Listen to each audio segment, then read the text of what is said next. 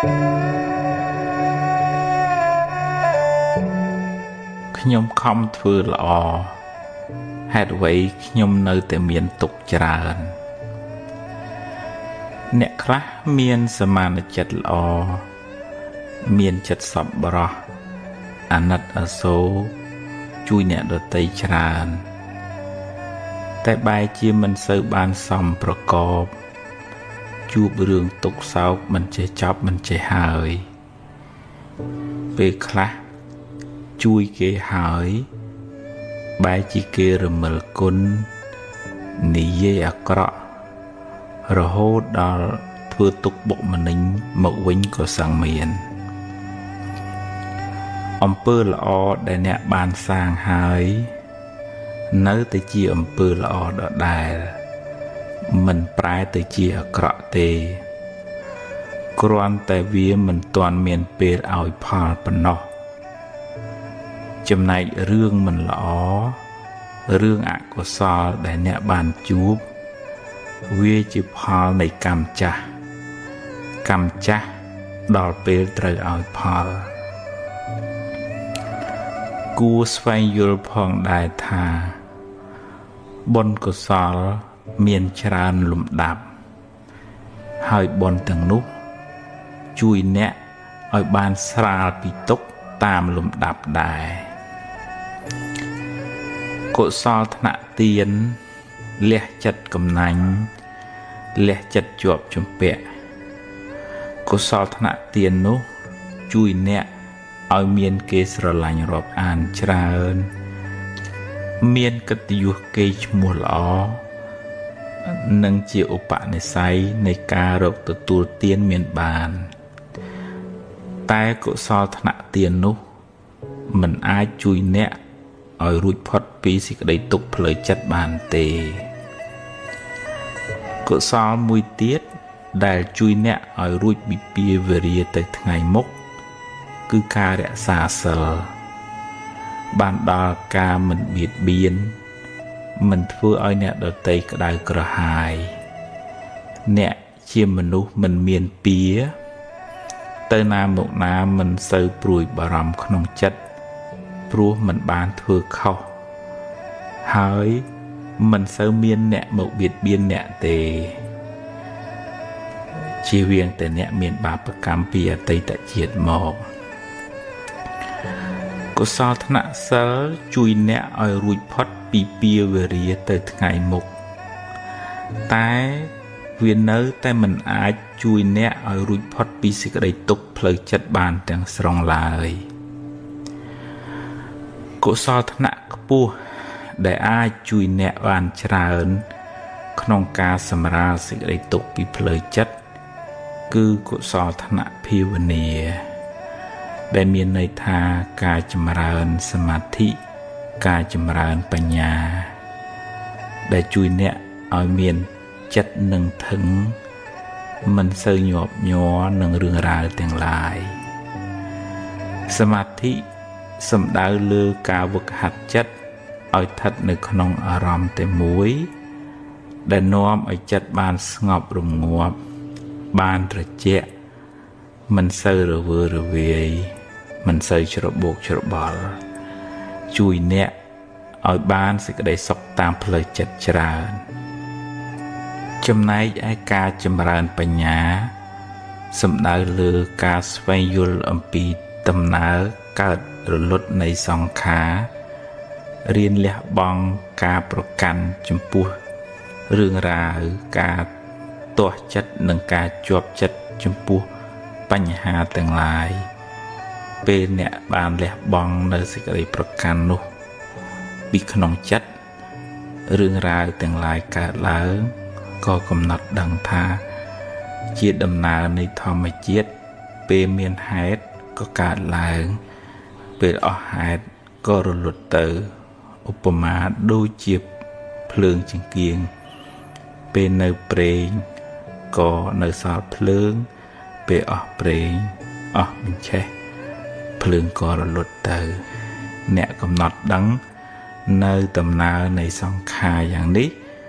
កាត់បន្ថយនូវសេចក្តីប្រកាន់សេចក្តីទុក្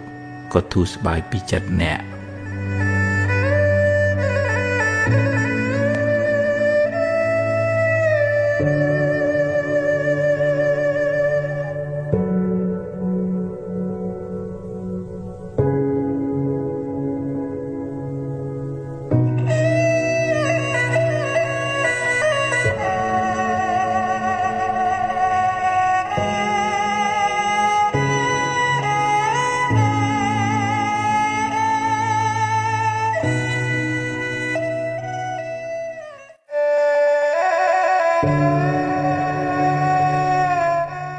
ថ្ងៃលៀបថ្ងៃជ័យ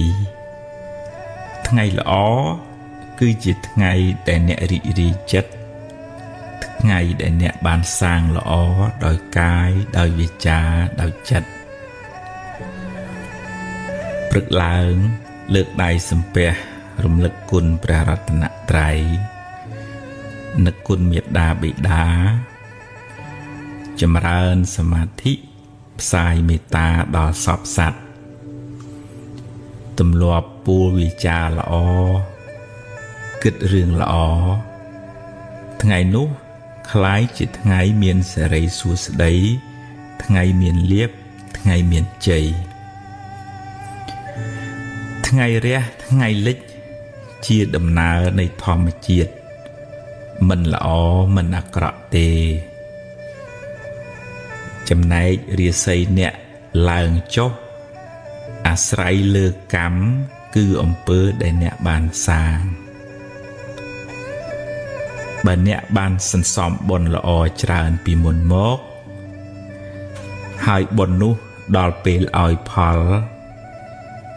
អ្នកក៏ជួបរឿងល្អរឿងរីករាយរកស៊ីបានចម្រុងចម្រើនទៅតែបើពេលបាបចាស់តាមទាន់វិញអ្នកនឹងជួបរឿងមិនល្អរឿងអកុសលឬរកស៊ីខាតលងចង់ទៅកម្មគឺលោកសំដៅទៅលើអំពើដែលអ្នកបានសាងពីអតីតផងក្នុងពេលបច្ចុប្បន្នផងកម្មនោះជាអ្នកចាត់ចែងឲ្យអ្នកបានជួបរឿងហេងឬរឿងសោយក្នុងដំណើរជីវិតរបស់អ្នកបើអ្នកខំប្រព្រឹត្តល្អចិញ្ចឹមមេត្តាបិតាមានចំណេះចេះដឹងច្រើនមានកាយវាចាល្អប្រពៃហើយប្រុងប្រយ័ត្នព្យាយាមក្នុងកិច្ចការងារអ្នកបុណ្យពេលបច្ចុប្បន្ននោះនឹងជួយបើកឱកាសដល់បុណ្យចាស់ចាស់មកឲ្យផលឲ្យអ្នកបានចម្រុងចម្រើនតែបើអ្នកប្រព្រឹត្តអំពើមិនល្អពេលបច្ចុប្បន្នដូចជាដើរផឹកស៊ីប៉ោឡែខ្ជិលច្រអូសធ្វេសប្រហែសកម្មមិនល្អក្នុងពេលបច្ចុប្បន្ននឹងបើកឱកាសឲ្យអកុសលកម្មពីអតីតមកឲ្យផលមិនខានអ្នកនឹងលិចលង់នឹងមិនចម្រុងចម្រើនទៅមុខឡើយព្រោះកម្មបច្ចុប្បន្នក៏មិនល្អកម្មពីអតីតក៏ឲ្យផលថ្ងៃហេងថ្ងៃសោយអាស្រ័យលើកម្មអ្នកអាស្រ័យលើចិត្តអ្នកមិនឋិតនៅលើមាត់គេថាទេ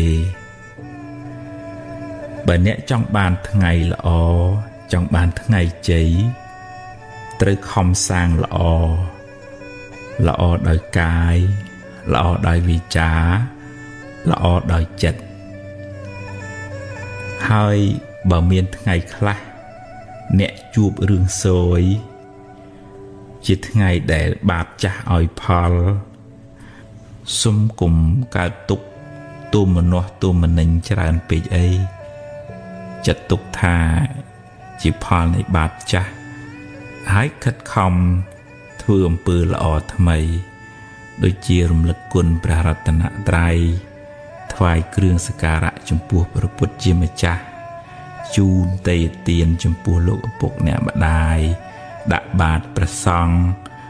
ឬក៏ធ្វើអំពើល្អផ្សេងជាការសាងបុណ្យថ្មីជាឈ្មោះនៃសេចក្តីសុខផ្លូវចិត្តបុណ្យនោះនឹងជួយឲ្យអ្នកបានស្រស់បានសុខហើយអនាគតក៏បានភ្លឺថ្លាដែរជោគជតារាសីរបស់យើងម្នាក់កើតឡើងអាស្រ័យខ្លួនយើងខ្លួនឯងជាអ្នកបង្កើតសូមគុំស្វែងរកសេរីសួស្តីពីខាងក្រៅឡើយបើចង់ឲ្យទេវតាអមនុស្សជួយអ្នកក៏អ្នកត្រូវតែមានបុណ្យឲ្យទេវតានោះជួយដែរបើអ្នកគ្មានបុណ្យសន្សំមកទេគ្មានព្រះអិនព្រះព្រហ្មណាអាចជួយអ្នកបានឡើយ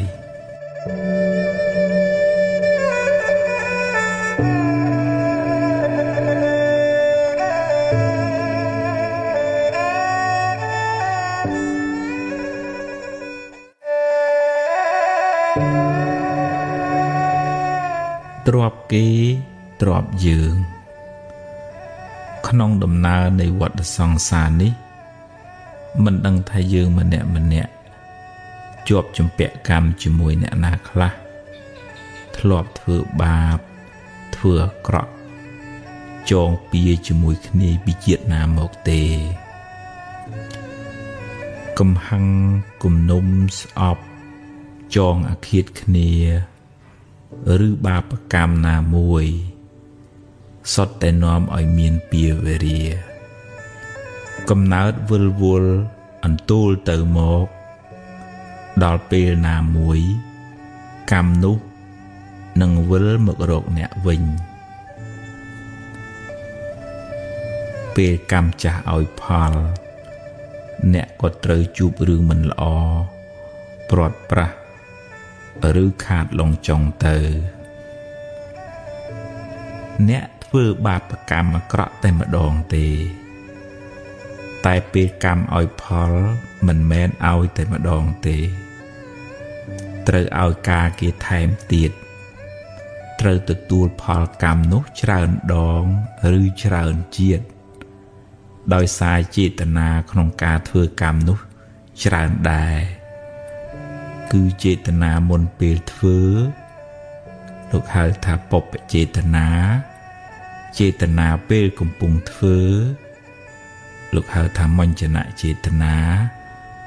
និងចេតនាដែលអ្នកធ្វើឲ្យសប្បាយក្នុងការធ្វើបាបនោះលោកហៅថាអបរចេតនាពេលធ្វើអាក្រក់អ្នកខ្លះសប្បាយណាស់ព្រោះវានាំឲ្យបានទ្រព្យធនបានលៀបបានយសឬឈ្នះគេដោយទង្វើអាក្រក់របស់ខ្លួន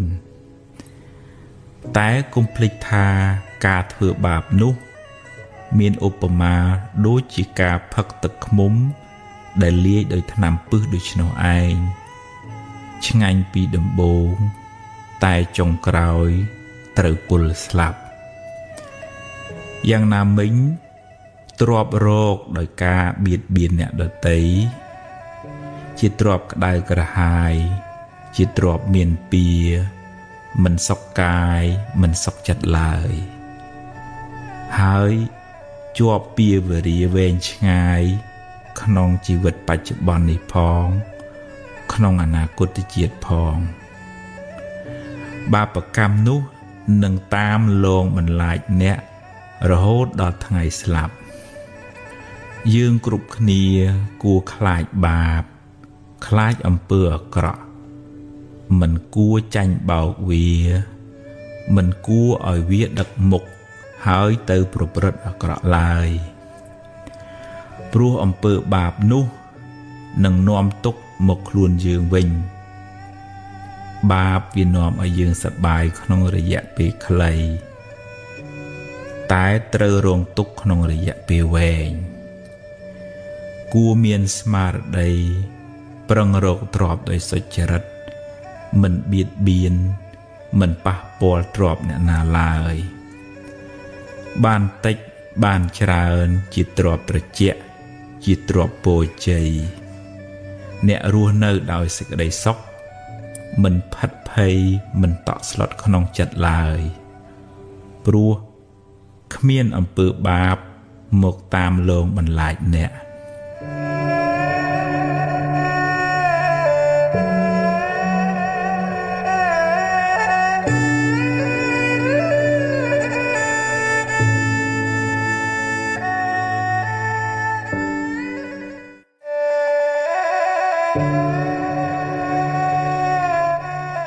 នៅសល់បើអ្នកបាត់បង់អ្វីគ្រប់យ៉ាងហោចណាស់អ្នកនៅសល់ជីវិតនៅមានថ្ងៃនេះនិងថ្ងៃស្អែកសម្រាប់រស់បន្តថ្ងៃបានលិចបាត់ទៅហើយអតីតកាលបានកន្លងហួសទៅហើយអនុញ្ញាតឲ្យវាទៅចុះព្រោះបើអ្នកមិនព្រមក៏វាបានរលត់បាត់ទៅហើយរៀនទទួលស្គាល់ការពិតកំណត់ដឹងថាសង្ខារទាំងឡាយតែងប្រែប្រួលមិនទៀងទាត់ទេអារម្មណ៍ជាអតីតគ្រាន់តែជាស្រមោលវាបានរលត់បាត់ទៅហើយអ្វីដែលអ្នកមានក្នុងដៃគឺពេលវេលានៅបច្ចុប្បន្ននេះការសម្រេចចិត្តពេលនេះអាចជួយកំណត់ជោគវាសនាអ្នកនៅថ្ងៃបន្ទាប់បានយកអ្វីដែលអ្នកមានសេសសល់ធ្វើជាមូលដ្ឋានសម្រាប់ដំណើរទៅមុខនាងបដាចាជួបទុកច្រើនឥតគណនាម្ដាយឪពុកបងប្អូនស្វាមីនិងកូនទាំងពីរជាទីស្រឡាញ់បានស្លាប់ទាំងអស់តែនាងនៅអាចងើបឈរហើយបន្តដំណើរទៅមុខទៀតរហូតបានត្រាស់ជាព្រះអរហន្តីជាសាវិកាដ៏ឆ្នើមរបស់ព្រះពុទ្ធជាម្ចាស់អ្នកប្រហែលជាមិនកំសត់ដូចនាងបដាចាទេអ្នកពិតជាអាចងើបមុខឡើងហើយសាងអនាគតថ្មីក្នុងផ្លូវត្រូវផ្លូវបុណ្យកុសលជីវិតអ្នកនឹងបានភ្លឺថ្លាបើអ្នកសម្រេចចិត្តចាប់ផ្ដើមធ្វើល្អពីថ្ងៃនេះតទៅ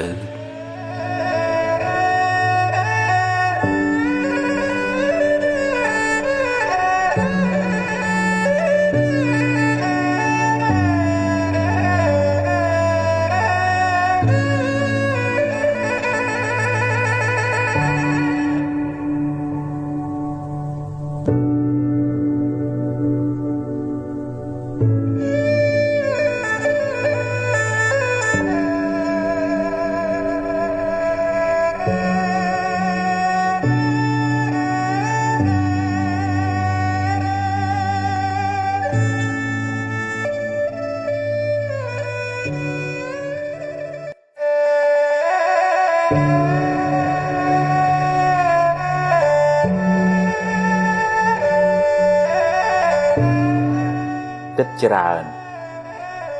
បើគិតច្រើនហើយនាំឲ្យអ្នកបានចម្រើន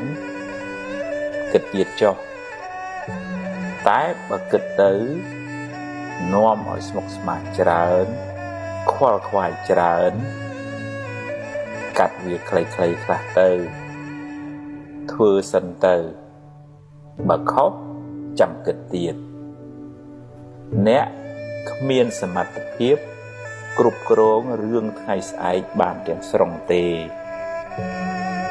រឿងណាត្រូវកើតប្រឹងខាត់ប៉ុណ្ណាក៏ខាត់មិនបានមិនមែនថាមិនខ្វល់មិនត្រៀមទុកទេគិតបង្ការទុកចុះធ្វើអ្វីដែលអ្នកអាចធ្វើបានតែកុំអង្គុយបង្កើតរឿងមកបន្លាចចិត្តខ្លួនឯងអី ប្រឹងធ្វើឲ្យអស់ពីសមត្ថភាពក្នុងថ្ងៃនេះរឿងថ្ងៃស្អែកចាំស្អែកចាំជួបបើបានល្អចាត់ទុកថាបុណ្យល្អតែបើជួបរឿងមិនល្អប្រឹងដោះស្រាយទៅកុំរអ៊ូអីជីវិតគឺចឹងឯងបើដោះហើយដើរទៅមុខទៀតកុំស្ពាយរឿងសំពីសំពងច្រើនពេកជីវិតមិនសូវមានរស្មីទេ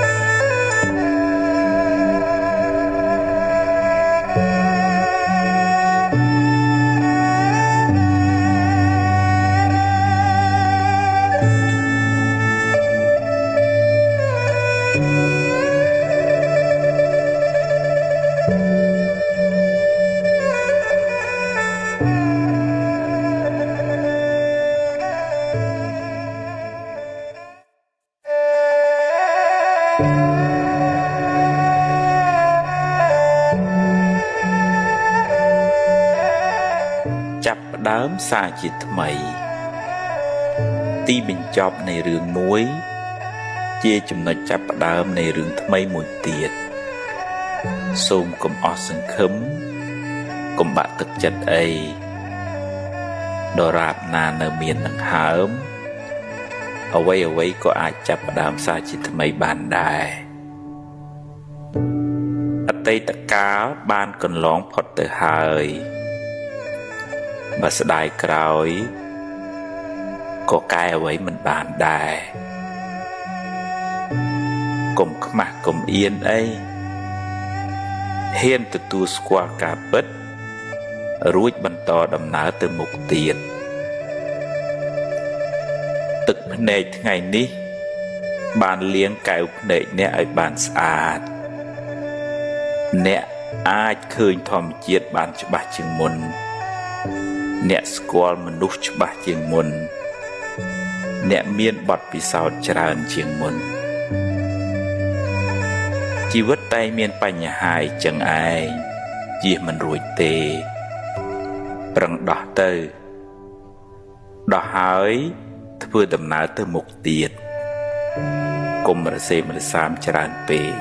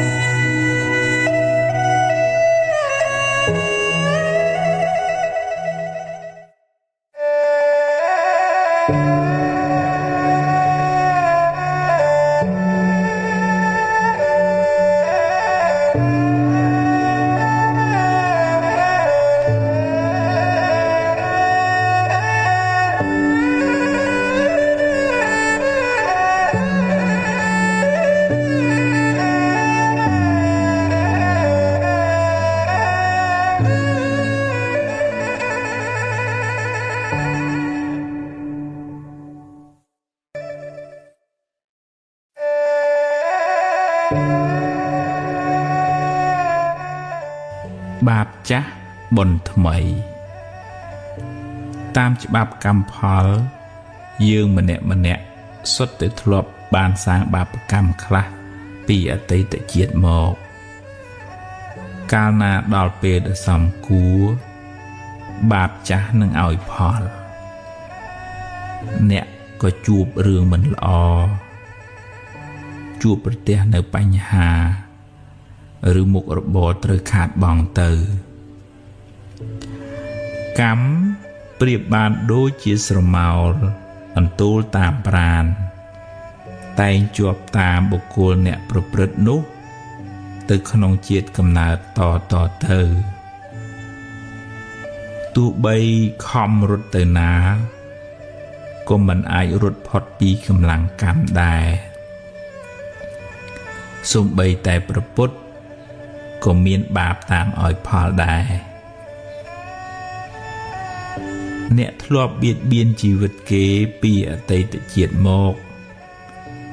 កើតមកក្នុងជាតិនេះក៏សម្បូរជំងឺហើយអាយុមិនវែងទេអ្នកធ្លាប់កឹបកេងទ្រព្យគេនាំឲ្យរកស៊ីមិនឡើងឬខាតលងចុងឬត្រូវបាត់បង់ភ្លើងឆេះទឹកលិចទៅចំណែកអ្នកដែលចូលចិត្តចរណែននិន្ទាអ្នកដតីកើតមកជាតិណាច្រើនមានគេស្អប់ទៅណាមកណាខ្សត់មិត្តសម្បូរសត្រូវរីឯអ្នកចូលចិត្តខឹងមួម៉ៅច្រើនកើតមកមានរូបមិនស្អាតមុខមិនស្រស់ដូចគេតែគួរចងចាំថារឿងមិនល្អជាផលនៃបាបចាស់រីឯភាពមួម៉ៅក្តៅក្រហាយជាបាបថ្មីដែលធ្វើឲ្យរឿងកាន់តែអាក្រក់ឡើងផលកម្មចាស់គ្មានអ្នកណារត់គេចបានទេតែអ្នកអាចសាងកម្មថ្មីកម្មល្អដែលនាំឲ្យជីវិតបានប្រសើរឡើងវិញជោគវាសនាជីវិតអ្នកមិនពឹងផ្អែកទាំងស្រុងទៅលើកម្មចាស់ទេតែកម្មថ្មីកម្មបច្ចុប្បន្នមានឥទ្ធិពលខ្លាំងលើខ្សែជីវិតអ្នកបើអ្នកជួបរឿងមិនល្អចាត់ទុកថាជាផលនៃកម្មចាស់ទៅចុះខំប្រឹងដោះស្រាយហើយបើដោះហើយងើបឡើងដើរទៅមុខទៀតសូមកុំស្ពាយផលកម្មចាស់នោះតាមខ្លួនយូរពេកធ្ងន់ណាស់បើវាឲ្យផលម្ដងហើយឲ្យវាកន្លងផុតទៅបើអ្នកមួម៉ៅនឹងវានឹងឧស្សាហ៍មករកអ្នកវិញមិនខាន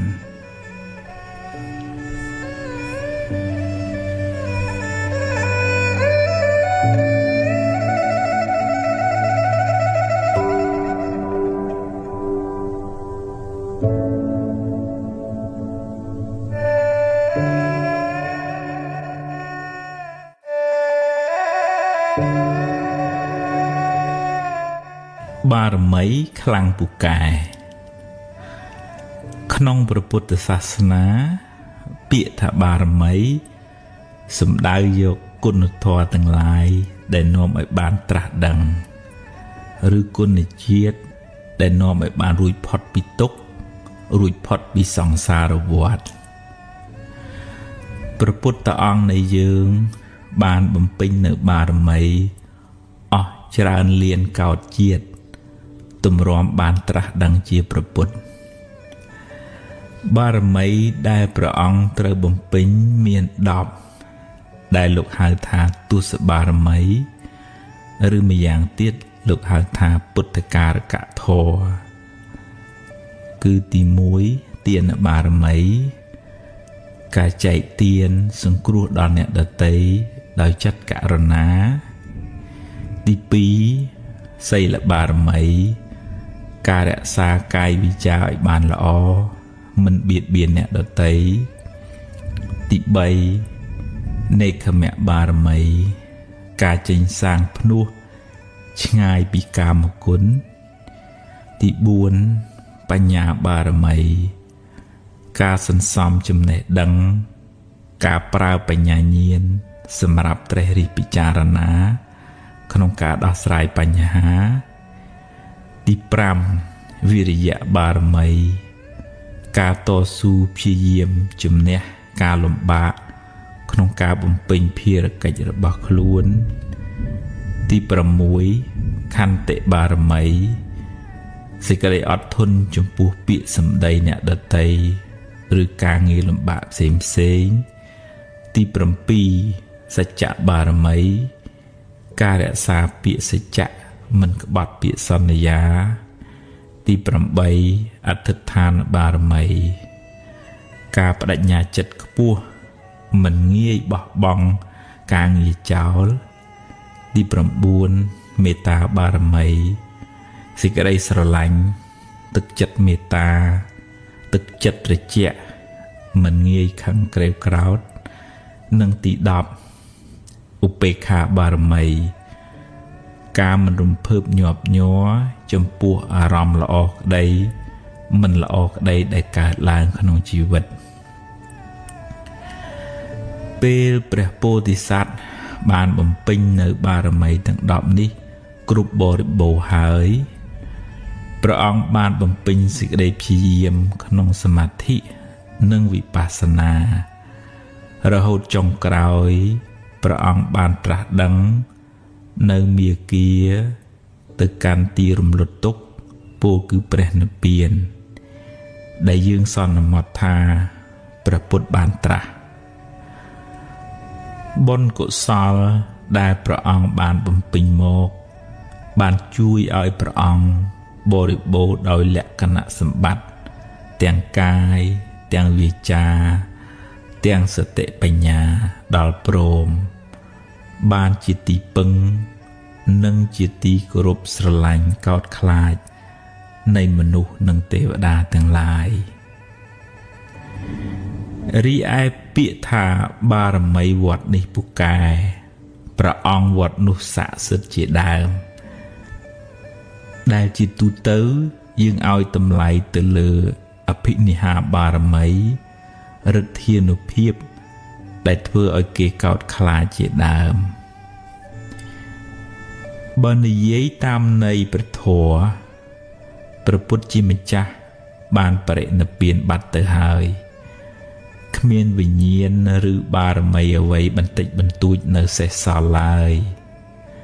អ្វីដែលព្រះអង្គបន្សល់ទុកគឺឱវាទពាក្យព្រានប្រដៅដែលជាផ្លូវនាំយើងឲ្យបានរួចផុតពីទុក្ខព្រះពុទ្ធរូបជារូបស្នងជារូបតំណាងព្រះពុទ្ធជាម្ចាស់សម្រាប់បានជាទីនឹករលឹកនិងគោរពបូជាតែព្រះអង្គគ្មានចិត្តគ្មានវិញ្ញាណអ្វីមកដឹងរឿងយើងបែបបន់អ្វីឡើយព្រោះព្រះអង្គបានរំលត់ខណ្ឌទៅកាន់បរិនិព្វានហើយបើបងប្អូនទៅថ្វាយបង្គំព្រះពុទ្ធរូបសូមថ្វាយបង្គំដោយការដឹងគុណដែលព្រះអង្គជួយណែនាំយើងឲ្យបានសេចក្តីសុខថ្វាយបង្គំដោយសេចក្តីគោរពចំពោះគុណធម៌របស់ព្រះអង្គ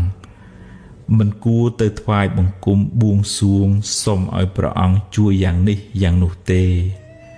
ព្រោះវាជាសទ្ធាដែលប្រាសចាកបញ្ញាឧបមាដូចអ្នកដំណើរប៉ុន្តែដើរទាំងពីការភ្នែកតែសូមចងចាំថាការថ្វាយបង្គំចំពោះព្រះពុទ្ធជាម្ចាស់ដោយសេចក្តីគោរពពិតប្រាកដដោយសមាទិដ្ឋិ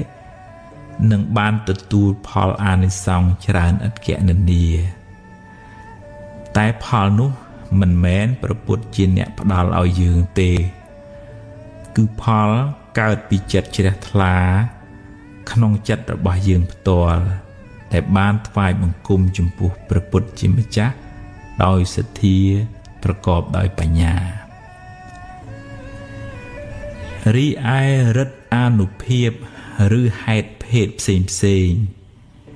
អាចជាអានុភាពរបស់ពពួកអមនុស្សឬទេវតាឬខ្មោចព្រាយដែលអាស្រ័យនៅទីនោះឬថែរក្សានៅតំបន់នោះជាអ្នកបណ្ដាលឲ្យមានឡើងតែដាច់ខាតមិនមែនជាបារមីឬវិញ្ញាណរបស់ព្រះពុទ្ធឡើយពពួកអមនុស្សនៅទីនោះអាស្រ័យនឹងព្រះពុទ្ធរូបក៏ទទួលនៅសក្ការៈបូជាផ្សេងពីមនុស្សម្នាទាំងឡាយដែលយកទៅបូជានិយាយនេះមិនហាមឃាត់ថាឲ្យបងប្អូនឈប់គោរពបូជាទេវតាទេតែត្រូវធ្វើដោយសមាទិដ្ឋិត្រឹមត្រូវកុំឲ្យคล้ายជាមង្គលភ្ញាក់ផ្អើលដែលផ្ទុយពីឱវាទព្រះពុទ្ធទៅវិញយើងអាចសម្ដែងការរាប់អានការគោរពបូជាដល់ទេវតានិងអមនុស្សទាំងនោះ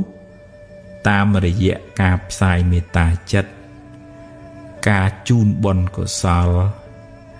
ការថ្វាយគ្រឿងសក្ការៈផ្សេងឧបមាដូចជាការរាប់អានអ្នកជិតខាងដូច្នោះឯងសូមឲ្យគេបានសុខបានចម្រើនហើយជួយថែរក្សាគ្នាទៅវិញទៅមកតែមិនគួរផ្ដេកផ្ដួលចិត្តបាត់បង់ជំហរលួងខ្លួនដើរតែបន់ស្រន់បួងសួងសុំសេចក្តីសុខពីគេឡើយហើយភ្លេចធ្វើមូលហេតុនៃសេចក្តីសុខនោះដោយខ្លួនឯងព្រោះអ្វីៗគ្រប់យ៉ាងសុទ្ធតែមានហេតុផលបើអ្នកគ្មានបុណ្យទេអង្វរករយ៉ាងម៉េចក៏ទេវតាមិនអាចជួយអ្នកបានដែរគេជួយយើងតលតែយើងមានបុណ្យខ្លួនយើងដែរដោយភាសាអង់គ្លេសមួយថា there is no free lunch បើអ្នកជាមនុស្សមានបុណ្យមិនចាំបាច់សុំទេវតាឲ្យជួយក៏បានដែរគឺជាភារកិច្ចរបស់គេត្រូវតែជួយអ្នកដោយពេលដែលព្រះពុទ្ធជាម្ចាស់នៃយើងទ្រង់ចុះចាប់បដិសន្ធិមានទេវតាមកថែរក្សាព្រះគភ៌របស់ព្រះមេត្តាព្រះអង្គជាប្រចាំសូមចងចាំថាទេវតាខ្លះជាសមាទិដ្ឋិទេវតាខ្លះជាមិច្ឆាទិដ្ឋិយល់ខុសហើយអាចនាំអ្នកឲ្យដើរផ្លូវខុសដែរមិនមែនទេវតាសុទ្ធតែល្អទាំងអស់ទេយើងមានទុក្ខដោយយើងទេវតាមានទុក្ខដោយទេវតានាពេលមួយព្រះឥន្ទជាសកទេវរាជពិបាកចិត្តពេករកអ្នកណាជួយមិនបានក៏ចូលមករកព្រះពុទ្ធជាម្ចាស់សូមព្រះអង្គឲ្យជួយសម្រាលទុក្ខព្រះអង្គក៏ពន្យល់ព្រះឥន្ទរហូតបានធូរស្បើយពីសេចក្តីទុក្ខហើយត្រឡប់ទៅឋានត្រៃត្រឹងវិញដោយសារគុណធម៌បញ្ញាញាណរបស់ព្រះអង្គធ្វើឲ្យព្រះឥន្ទក៏មករកព្រះអង្គដែរជាសរុបមកបារមីក្នុងព្រះពុទ្ធសាសនាសំដៅលើកុសលធម៌ទាំង10ដែលនាំឲ្យបានរួចផុតពីទុក្ខបារមីនោះពិតជាពូកែមែនព្រោះបានធ្វើឲ្យយើងคล้ายជាមនុស្សល្អបន្តិចម្ដងរហូតបានត្រាស់ដឹងនៅសច្ចធម៌ជាទីបំផុតបានរួចផុតពីទុក្ខនិងបានជាទីពឹងសម្រាប់មនុស្សនិងទេវតាទាំងឡាយយើងគ្រប់គ្នាគួរសន្សំបារមីទុក្ខក្នុងចិត្តរបស់យើងឲ្យបានច្រើនយើងនឹងក្លាយជាមនុស្សមានបារមីហើយមិនពិបាកទៅរកបារមីខាងក្រៅទេតែអ្នកនៅតែផ្សាយមេត្តាចិត្តសូមឲ្យពពួកអមនុស្សនិងទេវតាទាំងឡាយបានសេចក្តីសុខ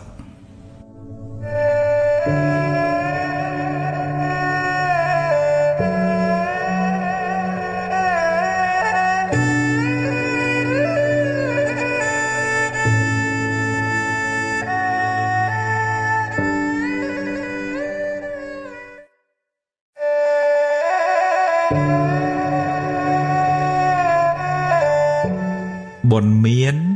ตรอบเนอบ่บนเนะเนอเมียน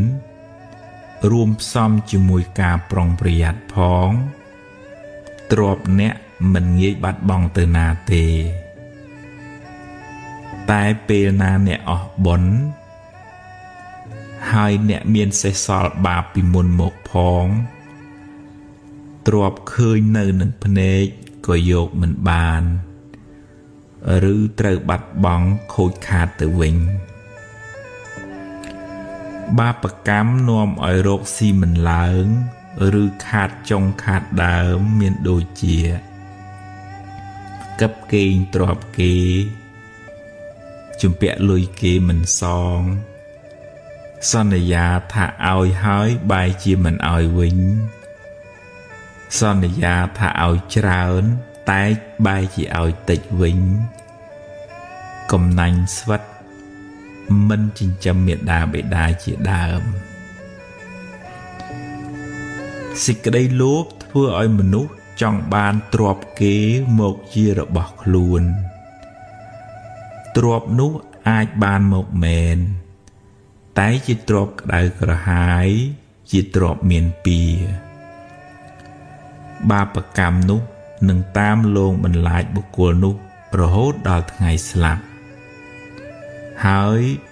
หนึ่งเตรโรงตุกเวงชงายขนมกำนาต่อตึมุกเตียด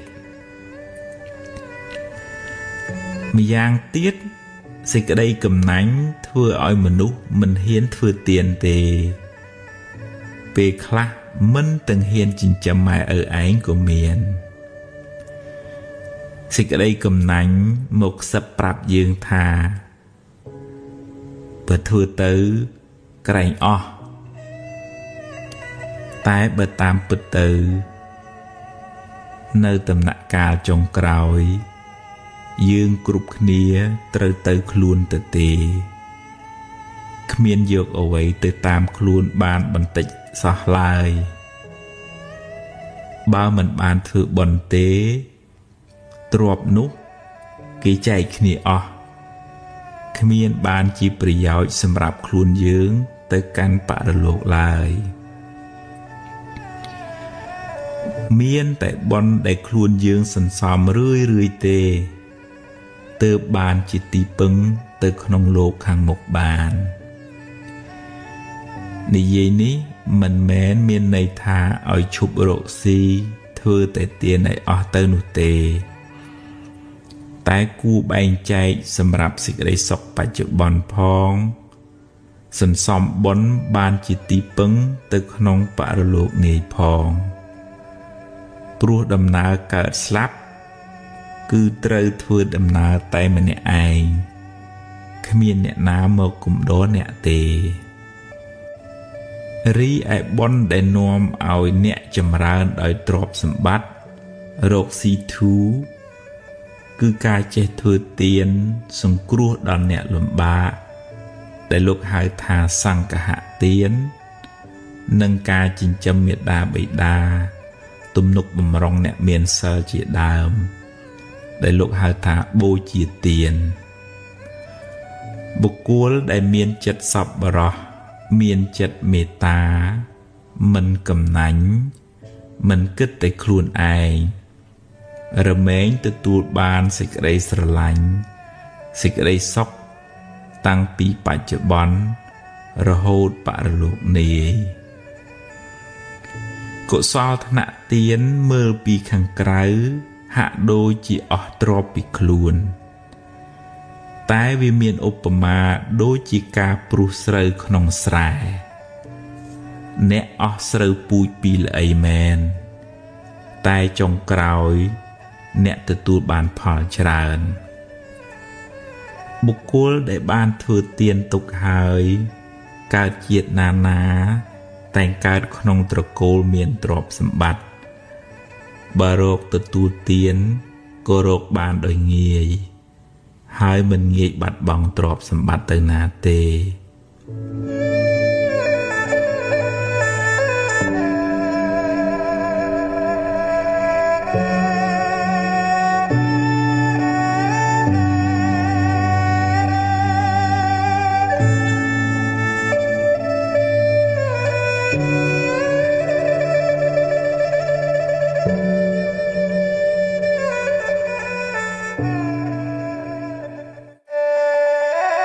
មេរៀន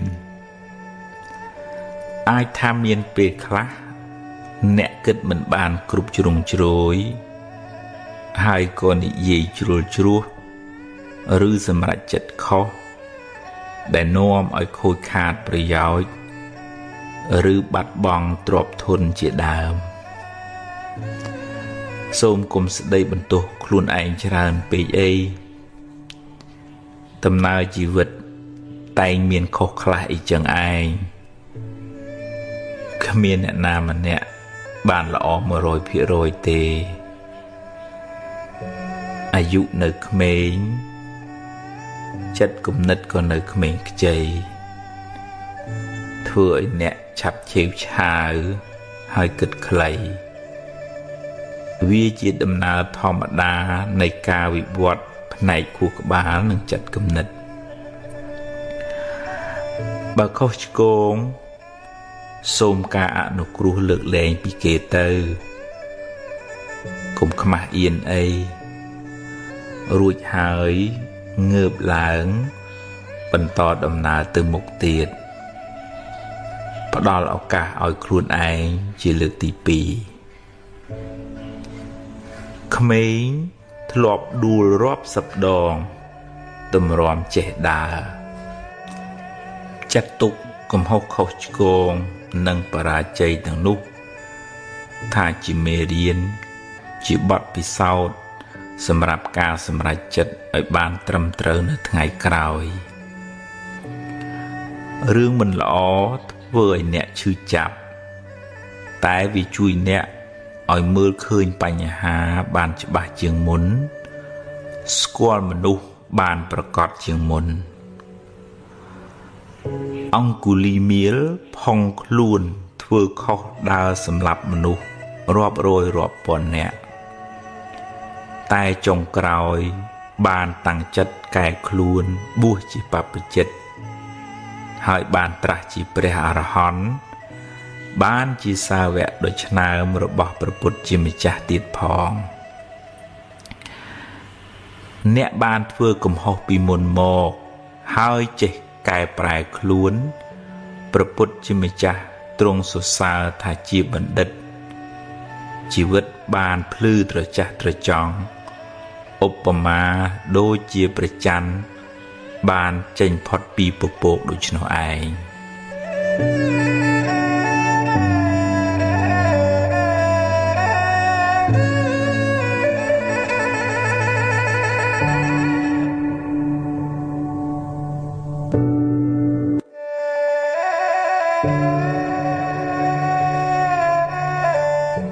រួចពីកម្មពី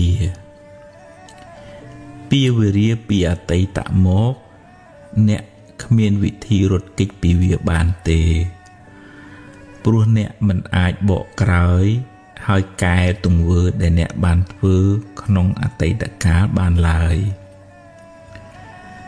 តែពីវេរាទៅថ្ងៃមុខអ្នកអាចជៀសបានដោយកម្លាំងនៃការរក្សាសិលបានដល់ការប្រព្រឹត្តល្អដោយកាយវាចាចិត្តការមិនបៀតបៀនមិនធ្វើឲ្យអ្នកដទៃក្តៅក្រហាយមានដូចជាការមិនប៉ះពាល់ជីវិតអ្នកដទៃ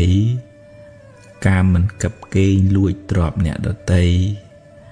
ការមិនធ្វើឲ្យកូនប្រពន្ធអ្នកដទៃក្តៅក្រហាយការមិនកុហកបោកប្រាស់ជាដើមពេលអ្នកមិនបានធ្វើឲ្យអ្នកដទៃក្តៅក្រហាយគេក៏មិនមានចិត្តចងពៀមិនមានបំណងអាក្រក់ដាក់អ្នកវិញដែរដោយសារអ្នកមិនបានធ្វើអាក្រក់ដាក់អ្នកដទៃអ្នកក៏មានចិត្តស្រស់ស្រាយមិនភ័យខ្លាចមិនព្រួយបារម្ភរឿងមានទោសពៃឬខ្លាចគេធ្វើអាក្រក់ដាក់អ្នកវិញឡើយនោះហើយជាចិត្តដែលរួចផុតពីពាវេរាមនុស្សមានពៀគឺជាមនុស្សដែលបៀតបៀនគេធ្វើឲ្យអ្នកដទៃក្តៅក្រហាយមនុស្សមានចិត្តចងគំនុំគុំគួន ខ្លួនក៏លំបាកព្រោះភ្លើងកំហឹងឆេះក្នុងចិត្តរាល់ថ្ងៃហើយគេក៏ក្តៅក្រហាយព្រោះទង្វើអាក្រក់របស់យើងម្យ៉ាងទៀតពាវេរានោះនឹងជាប់តាមគ្នាវែងឆ្ងាយក្នុងសង្សារវដ្តបើអ្នកដាំពូជភ្លើងអ្នកនឹងបានផលក្តៅក្រហល់ក្រហាយត្រឡប់មកវិញបើអ្នកធ្វើឲ្យគេក្តៅក្រហាយអ្នកនឹងបានភាពក្តៅក្រហាយនោះមកវិញគ្រាន់តែយូរឬឆាប់ប៉ុណ្ណោះបើអ្នកបានសាងល្អរក្សាសិលពេលបច្ចុប្បន្នឈ្មោះថាអ្នកមិនបានសាងពាវេរាទៅថ្ងៃមុខតែបើអ្នកមានកម្មពាវេរាពីអតីតជាតិមកអ្នកត្រូវទទួលផលកម្មនោះវិញអ្នកមិនអាចរត់គេចពីកម្មចាស់បានទេសូម្បីតែព្រះពុទ្ធជាម្ចាស់ក៏ត្រូវទទួលផលកម្មចាស់ដែរតែដោយអំណាចនៃអំពើល្អដោយអំណាចនៃសិលដែលអ្នកបានរក្សាពេលបច្ចុប្បន្នកម្លាំងបុណ្យនោះអាចជួយសម្រាលទុក្ខបានខ្លះដែរតាមកម្លាំងរបស់វាឧបមាដូចជាអ្នកស្លសម្លជ្រុលជាប្រៃទៅហើយអ្នកអាចដាក់ទឹកថែមដើម្បីឲ្យវាសាបបានខ្លះយ៉ាងណាមិញបើអ្នកបានជ្រុលជាធ្វើបាបកម្មខ្លះទៅហើយអ្នកមិនអាចកែប្រែវាបានទេតែអ្នកអាចធ្វើអំពើល្អថ្មីដែលជួយអ្នកឲ្យបានផលល្អផលថ្មីជាបន្តបន្ទាប់ចន្លោះពេលដែលបាបឲ្យផលនោះឯងយើងគ្រប់គ្នាគួរយល់ដឹងថាគ្មានវិធីសាស្ត្រណាគ្មានបុគ្គលណាឬព្រះណាអាចបញ្ជាអ្នកឲ្យរួចពីផលនៃកម្មចាស់ដែលអ្នកបានធ្វើឡើយព្រោះបើអាចធ្វើបានមែនវាជារឿងអយុត្តិធម៌ណាស់ធ្វើអាក្រក់ហើយទៅសុំឲ្យរួចពីផលកម្មដែលខ្លួនបានធ្វើតែបើអ្នកប្រឹងប្រែងអប់រំចិត្តលះបង់នៅកិលេសអស់បានក្លាយជាព្រះអរហន្តហើយបរិនិព្វានកម្មលែងតាមទាន់កម្មរកម្ចាស់លែងឃើញព្រោះព្រះអរហន្តលែងមានជាតិកំណើតតទៅមុខទៀតហើយអ្នកអាចធ្វើបុណ្យឧទ្ទិសកុសលជូនដល់មនុស្សសត្វដែលធ្លាប់មានពាវេរានឹងគ្នាហើយតាំងចិត្តរក្សាសិលឲ្យបានល្អចាប់ពីពេលនេះតទៅបុណ្យកុសលទឹកចិត្តមេត្តានឹងជួយអ្នកឲ្យបានសុខមិនសូវជួបទុក្ខច្រើនឡើយ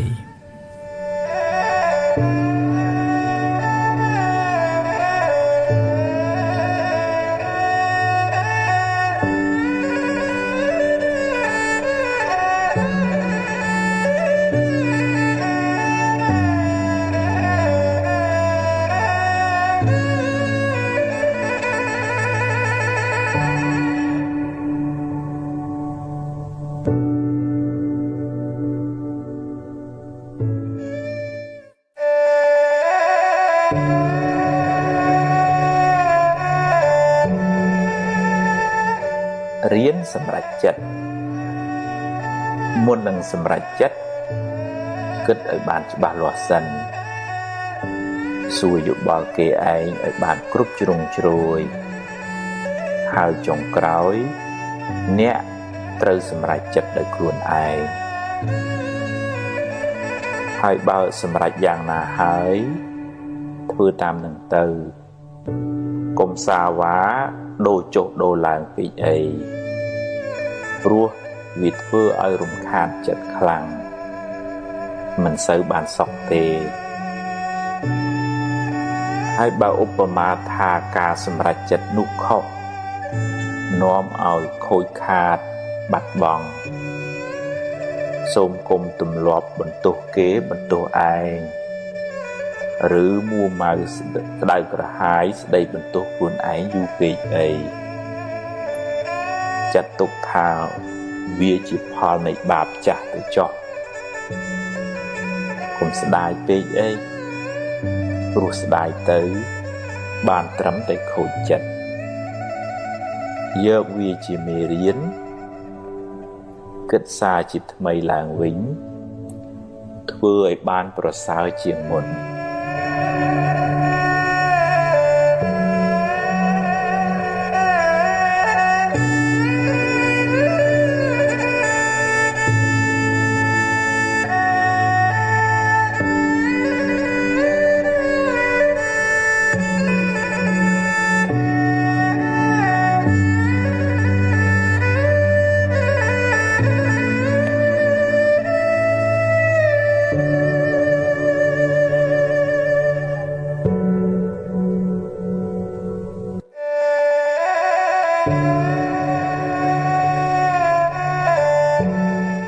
សេរីសួស្តីមួម៉ៅច្រើនសេរីរត់ចេញរីករាយវិញសេរីរត់ចូលជាទូទៅយើងឲ្យតម្លៃសេរីសួស្តីទៅលើរឿងល្អល្អរឿងសប្បាយមានលៀបមានជ័យជាដើមតែគួរចងចាំថាផលល្អទាំងនោះកើតឡើងអាស្រ័យហេតុល្អហេតុដែលជាកុសលដែលអ្នកខិតខំប្រព្រឹត្តធ្វើពីមុនមកហេតុនៃសេរីសួស្តីនោះមានដូចជាការសេពគប់ត្រូវការតស៊ូព្យាយាមក្នុងកិច្ចការងារដែលអ្នកធ្វើការរៀនសូត្របង្កើនចំណេះដឹងការចេះគួសមរស់រាយរាក់ទាក់ការចេះចែករំលែកដល់អ្នកលំបាកការចិញ្ចឹមមេត្តាបិតាសេចក្តីអត់ធន់ទឹកចិត្តមេត្តាទឹកចិត្តត្រជាក់ចិត្តធ្ងន់ចិត្តរស់រាយចិត្តឃ្លាវខ្លាជាដើមទាំងនោះគឺជាហេតុដើមនៃសេរីសួស្តីព្រោះសេរីសួស្តីនោះជាឈ្មោះនៃចិត្តល្អចិត្តជាកុសលចិត្តរីករាយជ្រះថ្លានោះឯងអ្នកបានសាងនៅហេតុនៃសេរីសួស្តីនោះសេរីនឹងរត់មករកអ្នកវិញមិនពិបាករត់តាមវាប៉ុន្មានទេឬក៏មិនពិបាកដើរសួរគ្រូហៅពេកដែររៀនរីករាយទទួលថ្ងៃថ្មីដោយចិត្តស្រស់ស្រាយក្នុងសេចក្តីល្អបើអ្នកគ្មានអ្វីច្រើនយ៉ាងហោចណាស់អ្នកនៅមានជីវិតរស់បន្តមួយថ្ងៃទៀតអ្នកនៅមានដៃមានជើងមានសតិស្មារតីសម្រាប់បំពេញការងារបន្តរៀនរីករាយចំពោះអ្វីដែលអ្នកមានអ្វីដែលអ្នករកបានដោយសុចរិតហើយប្រឹងប្រែងបន្តទៀតតែបើដំណើរជីវិតនេះត្រូវជួបរឿងមិនល្អខ្លះរឿងអពមង្គលខ្លះក៏កុំមួម៉ៅពេកអីព្រោះបើមួម៉ៅទៅរឿងនៅតែជារឿងហើយចិត្តកាន់តែស្មុគស្មាញថែមជីវិតតែងជួបបញ្ហាខ្លះអីចឹងឯងទ្រាំទៅបើជួបហើយប្រឹងដោះទៅហើយបើដោះហើយត្រូវដើរហួសទៅមុខទៀតកុំស្ពាយរឿងសំពីងសំពងពេកសេរីសួស្តីមិននៅជាមួយយើងទេទុកពេលវេលាដែលនៅមានសេសសល់សម្រាប់គិតរឿងថ្មីធ្វើការងារថ្មីសាងបុណ្យថ្មីដើម្បីបានសេរីសួស្តីថ្មី ហ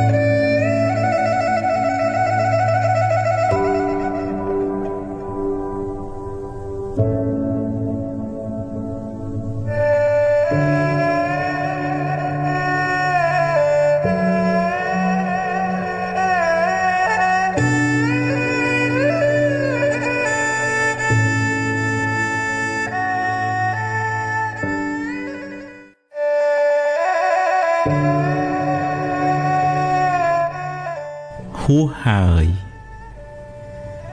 អតីតកាលល្អក្តីមិនល្អក្តីបានកន្លងហួសទៅហើយទោះបីអ្នកស្ដាយប៉ុណ្ណាក៏ទាញមកវិញមិនបានដែរអនុញ្ញាតឲ្យវាប្រែប្រួលតាមដំណើរនៃធម្មជាតិរបស់វារឿងល្អជាផលនៃកម្មល្អដែលអ្នកបានសាងរឿងមិនល្អជាផលនៃអកុសលកម្មដែលអ្នកបានប្រព្រឹត្តពីមុនមកជីវិតរបស់មនុស្សម្នាក់ប្រព្រឹត្តទៅតាមកម្លាំងកម្មដែលខ្លួនបានធ្វើពីអតីតផងកម្មក្នុងពេលបច្ចុប្បន្នផងអ្នកមិនអាចរត់គេចពីផលនៃកម្មបានឡើយរឿងខ្លះកើតឡើងហួសពីការស្មានរបស់អ្នកហើយអ្នកគ្មានសមត្ថភាពទៅបង្គាប់បញ្ជារឿងខាងក្រៅបានទាំងស្រុងទេកម្លាំងអ្វី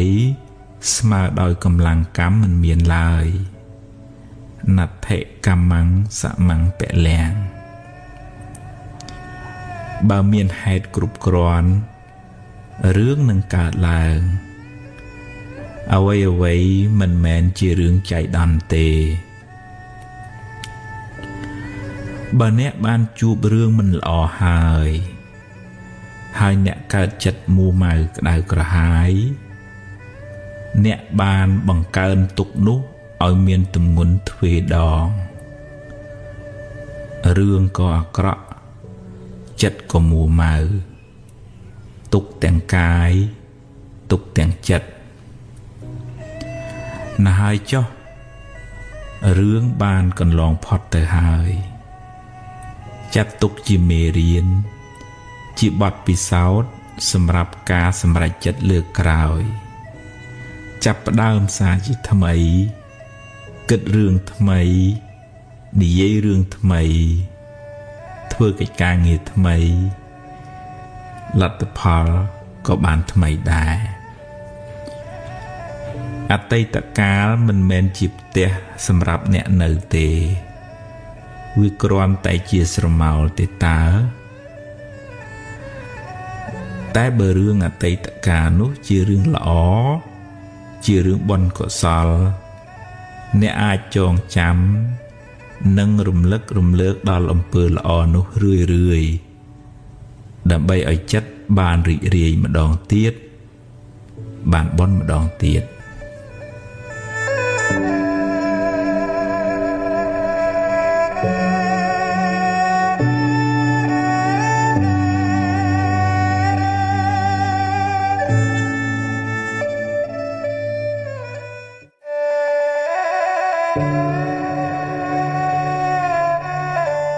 អតីតកាលពីរប្រភេទ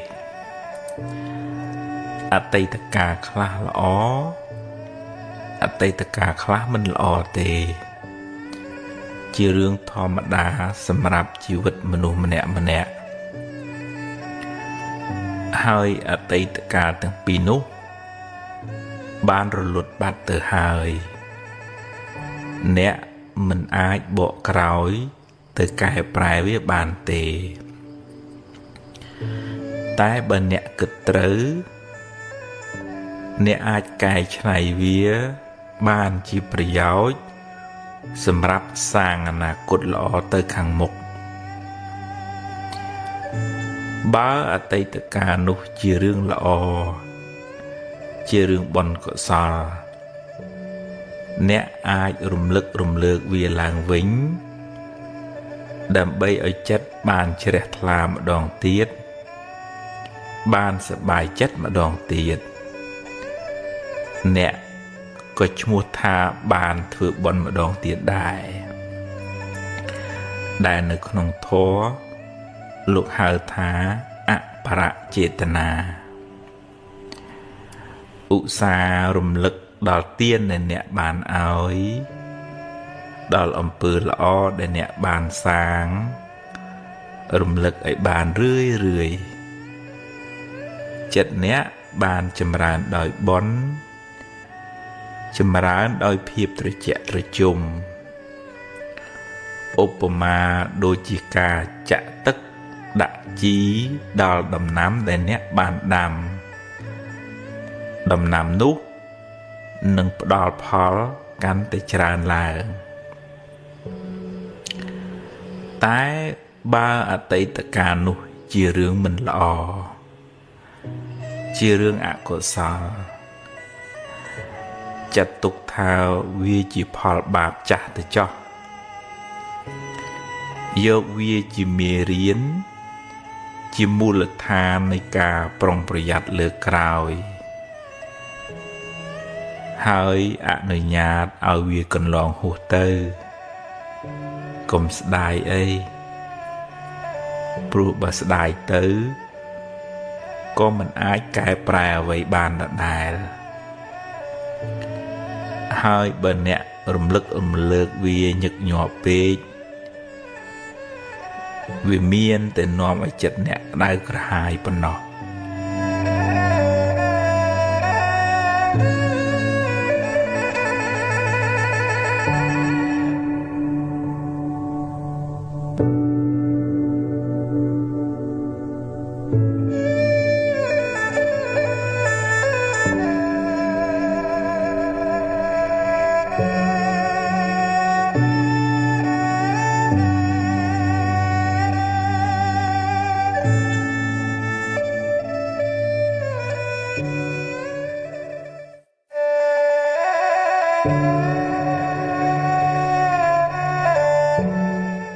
ខ្ញុំខំធ្វើល្អ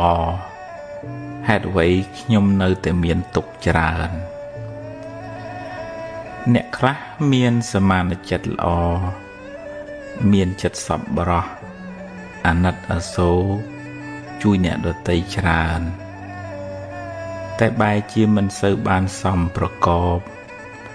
ជួបរឿងទុក្ខសោកមិនចេះចប់មិនចេះហើយពេលខ្លះជួយគេហើយ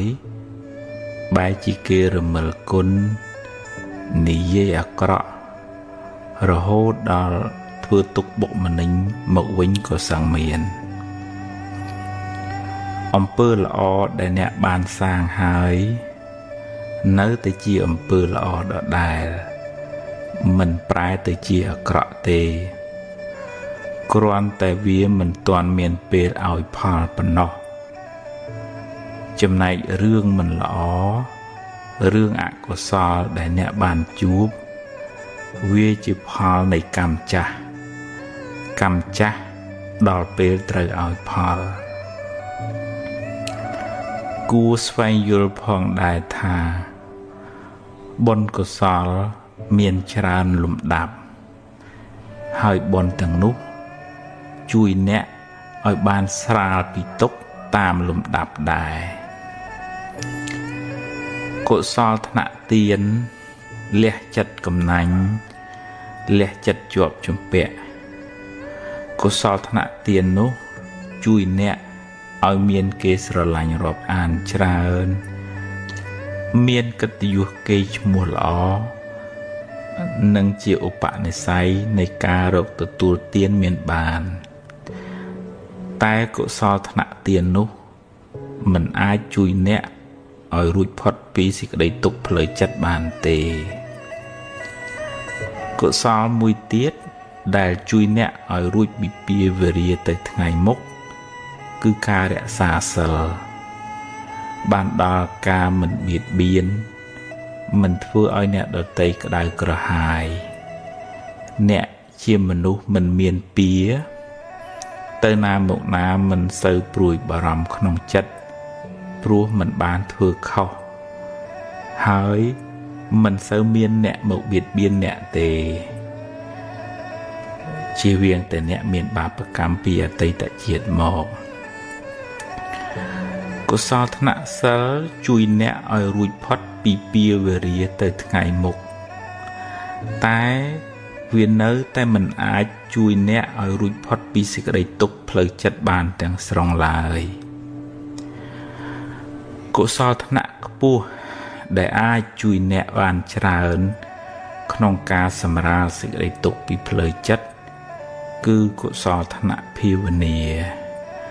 ដែលមានន័យថាការចម្រើនសមាធិការចម្រើនបញ្ញាដែលជួយអ្នកឲ្យមានចិត្តនឹងថឹងមិនសូវញាប់ញ័រនឹងរឿងរ៉ាវទាំងឡាយសមាធិសំដៅលើការវឹកហាត់ចិត្តឲ្យស្ថិតនៅក្នុងអារម្មណ៍តែមួយដែលនាំឲ្យចិត្តបានស្ងប់រងាប់បានត្រជាក់មិនសូវរវើរវាយមិនសូវច្របូកច្របល់ជួយអ្នកឲ្យបានសេចក្តីសុខតាមផ្លូវចិត្តច្រើនចំណែកឯការចម្រើនបញ្ញាសំដៅលើការស្វែងយល់អំពីដំណើរកើតរលត់នៃសង្ខាររៀនលះបង់ការប្រកាន់ចំពោះរឿងរ៉ាវការទាស់ចិត្តនិងការជាប់ចិត្តចំពោះបញ្ហាទាំងឡាយពេលអ្នកបានលះបង់នៅសេចក្តីប្រកាន់នោះពីក្នុងចិត្តរឿងរ៉ាវទាំងឡាយកើតឡើងក៏កំណត់ដឹងថាជាដំណើរនៃធម្មជាតិពេលមានហេតុក៏កើតឡើងពេលអស់ហេតុក៏រលត់ទៅឧបមាដូចជាភ្លើងចង្កៀងពេលនៅប្រេងក៏នៅសល់ភ្លើងពេលអស់ប្រេងអស់បញ្ឆេះភ្លើងក៏រលត់ទៅអ្នកកំណត់ដឹងនៅដំណើរនៃសង្ខារយ៉ាងនេះកាត់បន្ថយនៅសេចក្តីប្រកាន់សេចក្តីទុក្ខក៏ធូរស្បើយពីចិត្តអ្នក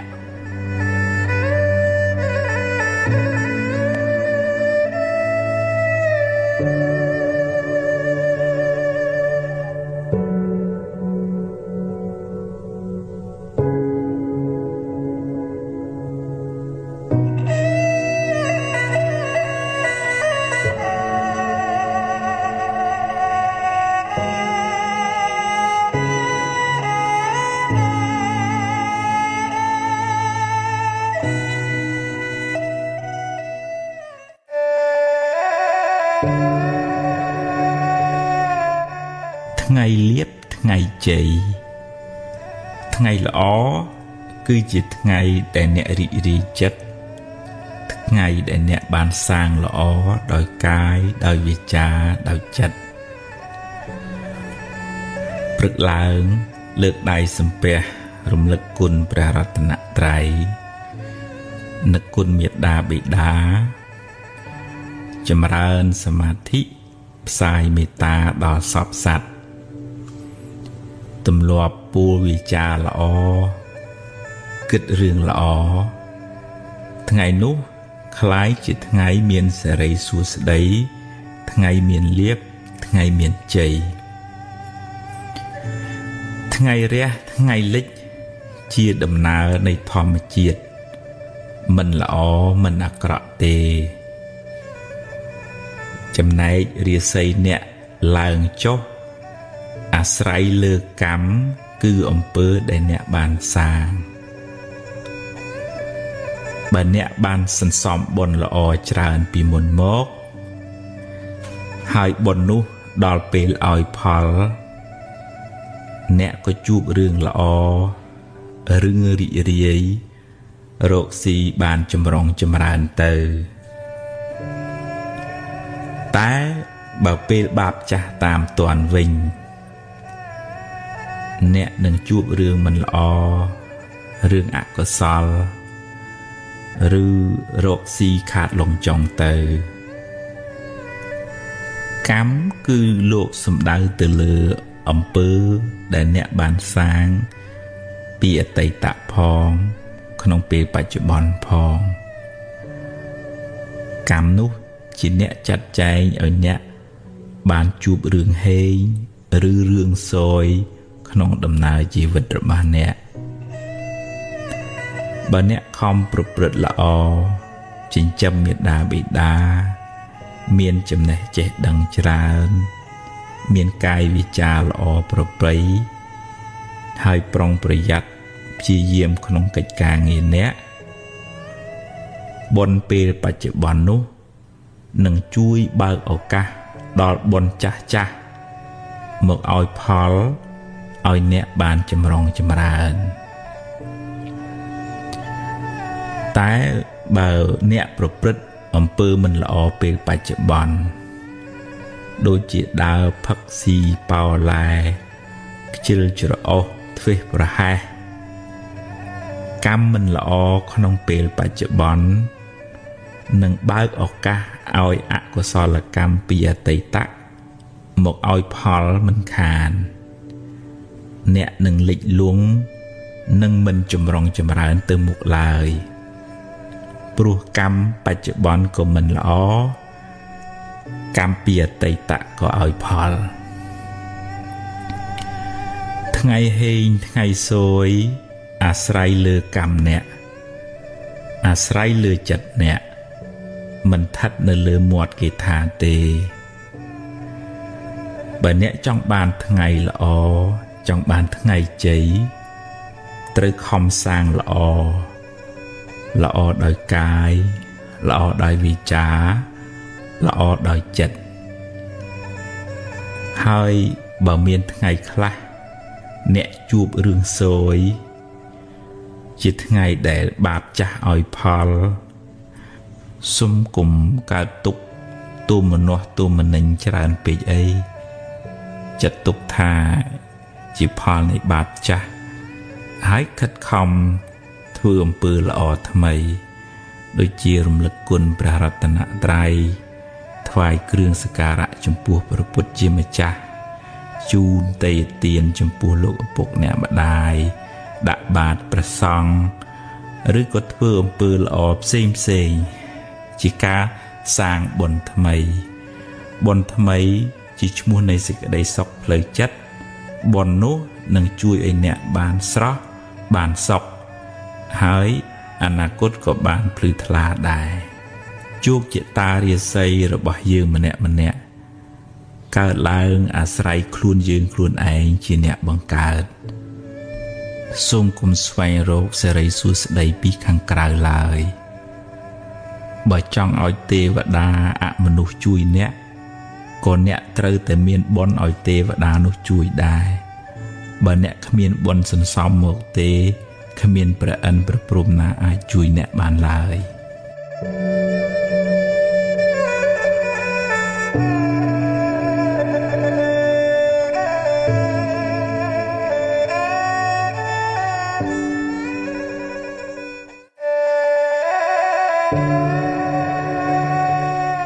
ទ្រព្យគេ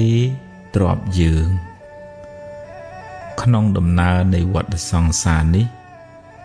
មិនដឹងថាយើងម្នាក់ជាប់ជំពាក់កម្មជាមួយអ្នកណាខ្លះធ្លាប់ធ្វើបាបធ្វើអាក្រក់ចងពៀជាមួយគ្នាពីជាតិណាមកទេកំហឹងគំនុំស្អប់ចងអាឃាតគ្នាឬបាបកម្មណាមួយសុទ្ធតែនាំឲ្យមានពៀវេរាកំណើតវិលវល់អន្ទូលទៅមកដល់ពេលណាមួយកម្មនោះនឹងវិលមករកអ្នកវិញពេលកម្មចាស់ឲ្យផលអ្នកក៏ត្រូវជួបរឿងមិនល្អព្រាត់ប្រាសឬខាតលងចុងទៅអ្នកធ្វើបាបកម្មអាក្រក់តែម្ដងទេតែពេលកម្មឲ្យផលមិនមែនឲ្យតែម្ដងទេត្រូវឲ្យការគេថែមទៀតត្រូវទទួលផលកម្មនោះច្រើនដងឬច្រើនជាតិដោយសារចេតនាក្នុងការធ្វើកម្មនោះច្រើនដែរគឺចេតនាមុនពេលធ្វើលោកហៅថាពុព្វចេតនា ចេតនាពេលកំពុងធ្វើលោកហៅថាមញ្ញនៈចេតនា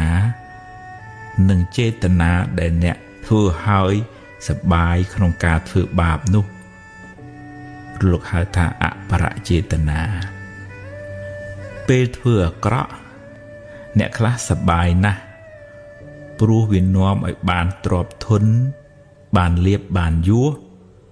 ឬឈ្នះគេដោយទង្វើអាក្រក់របស់ខ្លួនតែកុំភ្លេចថាការធ្វើបាបនោះមានឧបមាដូចជាការផឹកទឹកឃ្មុំដែលលាយដោយថ្នាំពិសដូច្នោះឯងឆ្ងាញ់ពីដំបូងតែចុងក្រោយត្រូវពុលស្លាប់យ៉ាងណាមិញទ្រព្យរកដោយការបៀតបៀនអ្នកដទៃជាទ្រព្យក្តៅក្រហាយជាទ្រព្យមានពៀមិនសុខកាយមិនសុខចិត្តឡើយ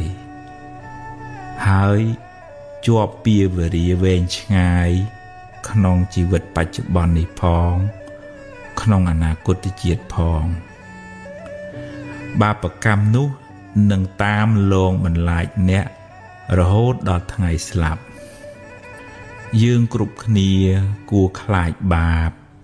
ខ្លាចអំពើអាក្រក់មិនគួរចាញ់បោកវាមិនគួរឲ្យវាដឹកមុខហើយទៅប្រព្រឹត្តអាក្រក់ឡើយព្រោះអំពើបាបនោះនឹងនាំទុក្ខមកខ្លួនយើងវិញបាបវានាំឲ្យយើងសប្បាយក្នុងរយៈពេលខ្លីតែត្រូវរងទុក្ខក្នុងរយៈពេលវែងគួរមានស្មារតីប្រឹងរកទ្រព្យដោយសុចរិតមិនបៀតបៀនមិនប៉ះពាល់ទ្រព្យអ្នកណាឡើយបានតិចបានច្រើនជាទ្រព្យត្រជាក់ជាទ្រព្យពរជ័យអ្នករស់នៅដោយសេចក្តីសុខមិនផិតភ័យមិនតក់ស្លុតក្នុងចិត្តឡើយព្រោះគ្មានអំពើបាបមកតាមលងបន្លាចអ្នក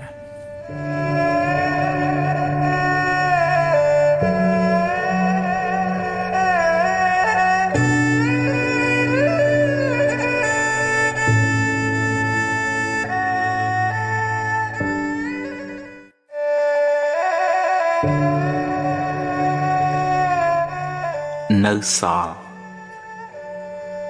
បើអ្នកបាត់បង់អ្វីគ្រប់យ៉ាងហោចណាស់អ្នកនៅសល់ជីវិតនៅមានថ្ងៃនេះនិងថ្ងៃស្អែកសម្រាប់រស់បន្តថ្ងៃបានលិចបាត់ទៅហើយអតីតកាលបានកន្លងហួសទៅហើយអនុញ្ញាតឲ្យវាទៅចុះព្រោះបើអ្នកមិនព្រមក៏វាបានរលត់បាត់ទៅហើយរៀនទទួលស្គាល់ការពិតកំណត់ដឹងថាសង្ខារទាំងឡាយតែងប្រែប្រួលមិនទៀងទាត់ទេអារម្មណ៍ជាអតីតគ្រាន់តែជាស្រមោលវាបានរលត់បាត់ទៅហើយអ្វីដែលអ្នកមានក្នុងដៃគឺពេលវេលានៅបច្ចុប្បន្ននេះការសម្រេចចិត្តពេលនេះអាចជួយកំណត់ជោគវាសនាអ្នកនៅថ្ងៃបន្ទាប់បានយកអ្វីដែលអ្នកមានសេសសល់ធ្វើជាមូលដ្ឋានសម្រាប់ដំណើរទៅមុខនាងបដាចាជួបទុកច្រើនឥតគណនាម្ដាយឪពុកបងប្អូនស្វាមីនិងកូនទាំងពីរជាទីស្រឡាញ់បានស្លាប់ទាំងអស់តែនាងនៅអាចងើបឈរហើយបន្តដំណើរទៅមុខទៀតរហូតបានត្រាស់ជាព្រះអរហន្តីជាសាវិកាដ៏ឆ្នើមរបស់ព្រះពុទ្ធជាម្ចាស់អ្នកប្រហែលជាមិនកំសត់ដូចនាងបដាចាទេ អ្នកពិតជាអាចងើបមុខឡើងហើយសាងអនាគតថ្មីក្នុងផ្លូវត្រូវផ្លូវបុណ្យកុសលជីវិតអ្នកនឹងបានភ្លឺថ្លាបើអ្នកសម្រេចចិត្តចាប់ផ្ដើមធ្វើល្អពីថ្ងៃនេះតទៅ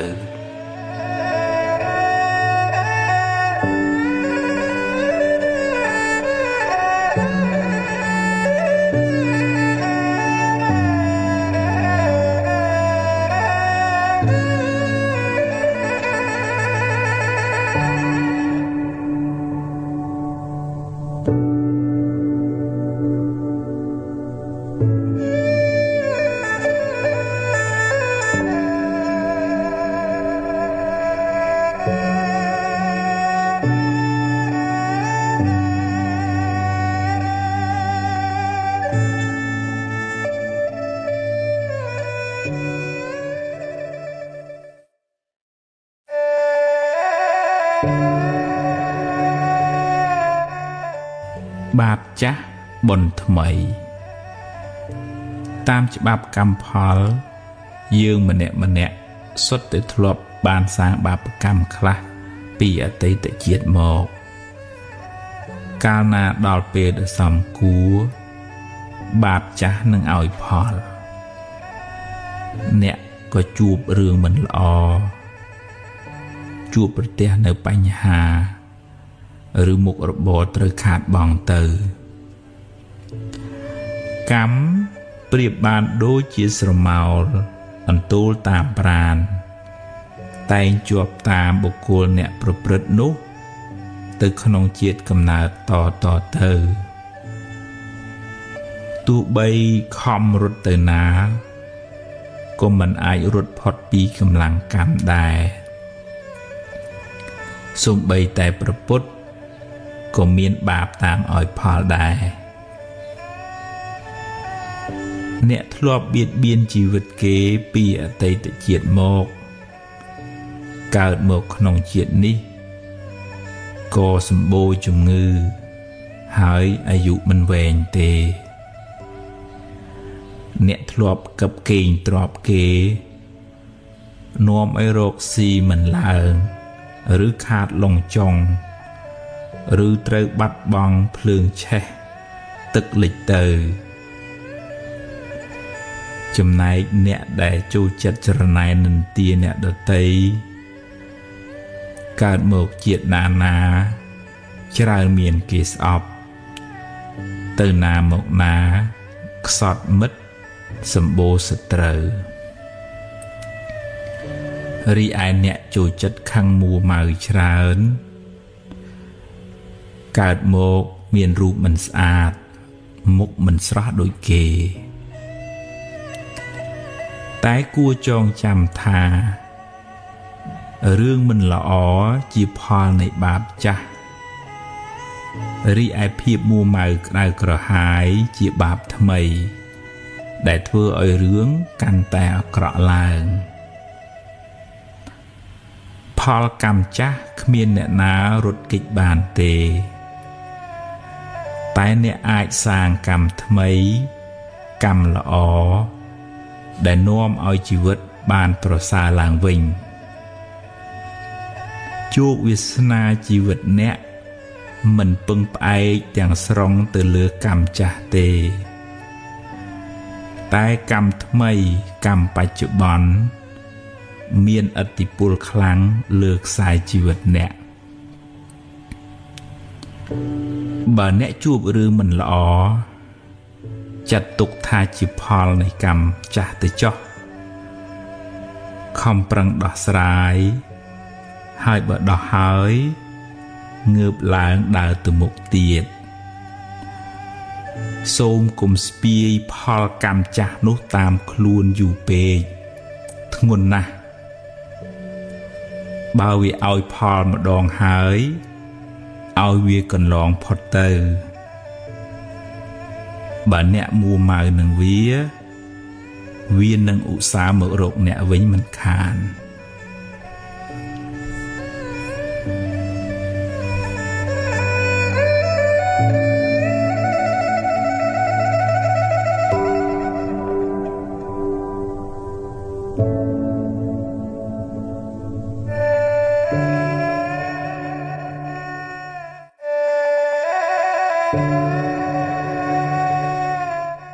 បារមីខ្លាំងពូកែក្នុងព្រះពុទ្ធសាសនាពាក្យថាបារមីសំដៅយកគុណធម៌ទាំងឡាយដែលនាំឲ្យបានត្រាស់ដឹងឬគុណជាតិដែលនាំឲ្យបានរួចផុតពីទុក្ខរួចផុតពីសង្សារវដ្តព្រះពុទ្ធអង្គនៃយើងបានបំពេញនៅបារមីអស់ច្រើនលានកោដជាតិទម្រាំបានត្រាស់ដឹងជាព្រះពុទ្ធបារមីដែលព្រះអង្គត្រូវបំពេញមាន10ដែលលោកហៅថាទស្សបារមីឬម្យ៉ាងទៀតលោកហៅថាពុទ្ធការកធម៌គឺទី1ទានបារមីការចែកទានសង្គ្រោះដល់អ្នកដទៃដោយចិត្តករុណាទី2សីលបារមីការរក្សាកាយវាចាឲ្យបានល្អមិនបៀតបៀនអ្នកដទៃទី3នេក្ខមបារមីការចេញសាងភ្នោះឆ្ងាយពីកាមគុណទី4បញ្ញាបារមីការសន្សំចំណេះដឹងការប្រើបញ្ញាញាណសម្រាប់ត្រេះរិះពិចារណាក្នុងការដោះស្រាយបញ្ហាទី5វិរិយបារមីការតស៊ូព្យាយាមជំនះការលំបាកក្នុងការបំពេញភារកិច្ចរបស់ខ្លួនទី6ខន្តិបារមីសេចក្តីអត់ធន់ចំពោះពាក្យសម្ដីអ្នកដទៃឬការងារលំបាកផ្សេងទី7សច្ចៈបារមីការរក្សាពាក្យសច្ចៈមិនក្បត់ពាក្យសន្យាទី8អធិដ្ឋានបារមីការបដិញ្ញាចិត្តខ្ពស់មិនងាយបោះបង់ការងារចោលទី9មេត្តាបារមីសេចក្តីស្រឡាញ់ទឹកចិត្តមេត្តាទឹកចិត្តត្រជាក់មិនងាយខឹងក្រេវក្រោធនិងទី10ឧបេក្ខាបារមីការមិនរំភើបញាប់ញ័រចំពោះអារម្មណ៍ល្អក្តីមិនល្អក្តីដែលកើតឡើងក្នុងជីវិតពេលព្រះពោធិសត្វបានបំពេញនៅបារមីទាំង10នេះគ្រប់បរិបូរណ៍ហើយព្រះអង្គបានបំពេញសេចក្តីព្យាយាមក្នុងសមាធិនិងវិបស្សនារហូតចុងក្រោយព្រះអង្គបានត្រាស់ដឹងនៅមាគ៌ាទៅកាន់ទីរំលត់ទុក្ខពោលគឺព្រះនិព្វានដែលយើងសន្មតថាព្រះពុទ្ធបានត្រាស់បុណ្យកុសលដែលព្រះអង្គបានបំពេញមកបានជួយឲ្យព្រះអង្គបរិបូរណ៍ដោយលក្ខណៈសម្បត្តិទាំងកាយទាំងវាចាទាំងសតិបញ្ញាដល់ព្រមបានជាទីពឹងនិងជាទីគោរពស្រឡាញ់កោតខ្លាចនៃមនុស្សនិងទេវតាទាំងឡាយរីឯពាក្យថាបារមីវត្តនេះពូកែព្រះអង្គវត្តនោះស័ក្តិសិទ្ធិជាដើមដែលជាទូទៅយើងឲ្យតម្លៃទៅលើអភិនិហាបារមីឫទ្ធានុភាពដែលធ្វើឲ្យគេកោតខ្លាចជាដើមបើនិយាយតាមន័យព្រះធម៌ព្រះពុទ្ធជាម្ចាស់បានបរិនិព្វានបាត់ទៅហើយគ្មានវិញ្ញាណឬបារមីអ្វីបន្តិចបន្តួចនៅសេសសល់ឡើយអ្វីដែលព្រះអង្គបន្សល់ទុកគឺឱវាទពាក្យព្រានប្រដៅដែលជាផ្លូវនាំយើងឲ្យបានរួចផុតពីទុក្ខព្រះពុទ្ធរូបជារូបស្នងជារូបតំណាងព្រះពុទ្ធជាម្ចាស់សម្រាប់បានជាទីនឹករលឹកនិងគោរពបូជាតែព្រះអង្គគ្មានចិត្តគ្មានវិញ្ញាណអ្វីមកដឹងរឿងយើងបែបបន់អ្វីឡើយព្រោះព្រះអង្គបានរំលត់ខណ្ឌទៅកាន់បរិនិព្វានហើយបើបងប្អូនទៅថ្វាយបង្គំព្រះពុទ្ធរូបសូមថ្វាយបង្គំដោយការដឹងគុណ ដែលព្រះអង្គជួយណែនាំយើងឲ្យបានសេចក្តីសុខថ្វាយបង្គំដោយសេចក្តីគោរពចំពោះគុណធម៌របស់ព្រះអង្គមិនគួរទៅថ្វាយបង្គំបួងសួងសុំឲ្យព្រះអង្គជួយយ៉ាងនេះយ៉ាងនោះទេព្រោះវាជាសទ្ធាដែលប្រាសចាកបញ្ញាឧបមាដូចអ្នកដំណើរប៉ុន្តែដើរទាំងពីការភ្នែកតែសូមចងចាំថាការថ្វាយបង្គំចំពោះព្រះពុទ្ធជាម្ចាស់ដោយសេចក្តីគោរពពិតប្រាកដដោយសមាទិដ្ឋិនឹងបានទទួលផលអានិសង្សច្រើនឥតគណនាតែផលនោះ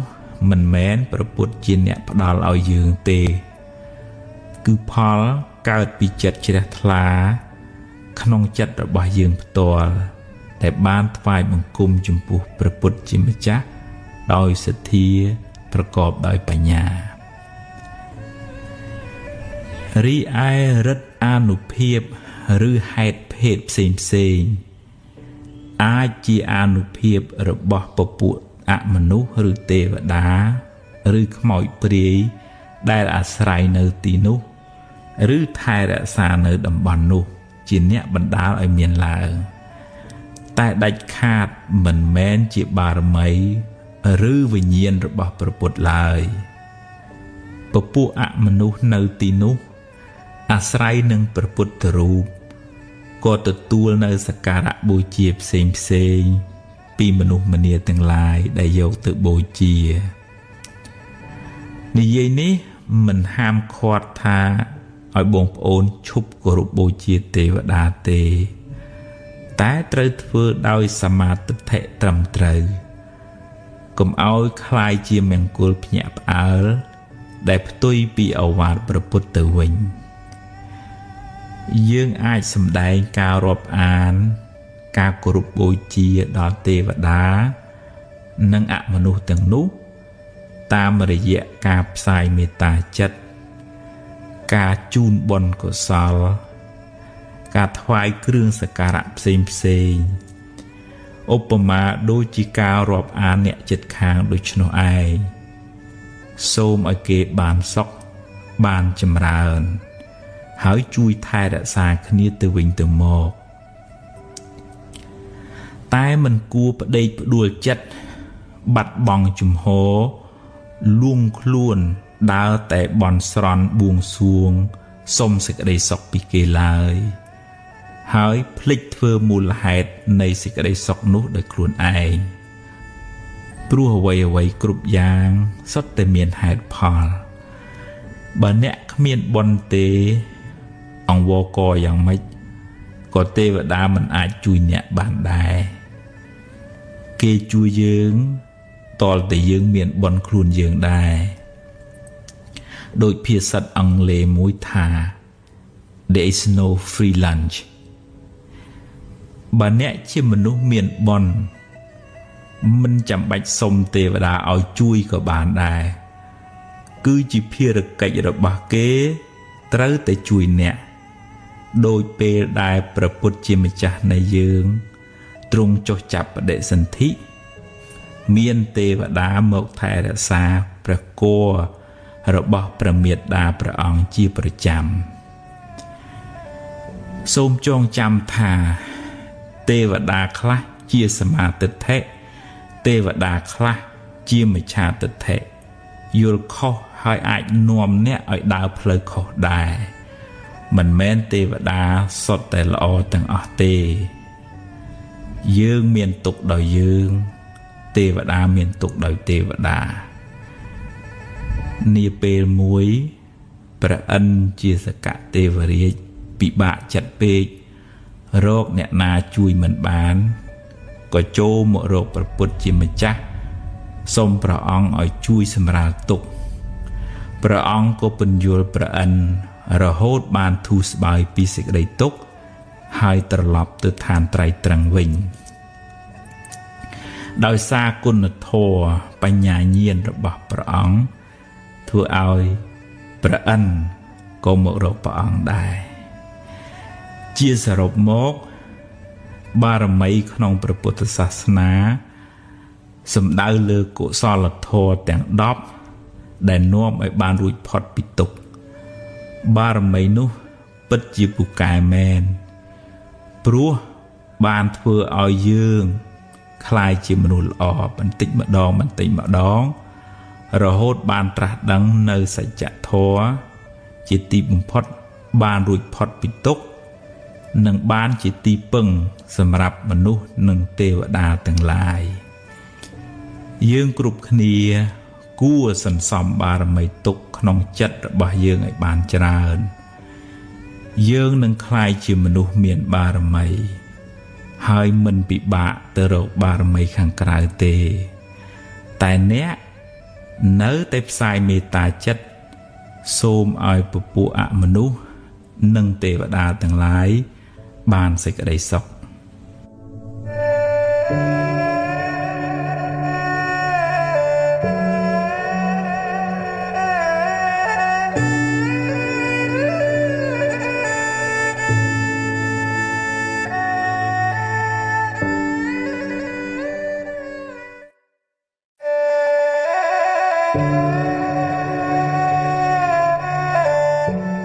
បុណ្យមានទ្រព្យនៅបើបុណ្យអ្នកនៅមានរួមផ្សំជាមួយការប្រុងប្រយ័ត្នផងទ្រព្យអ្នកមិនងាយបាត់បង់ទៅណាទេតែពេលណាអ្នកអស់បុណ្យហើយអ្នកមានសេះសល់បាបពីមុនមកផងទ្រព្យឃើញនៅនឹងភ្នែកក៏យកមិនបាន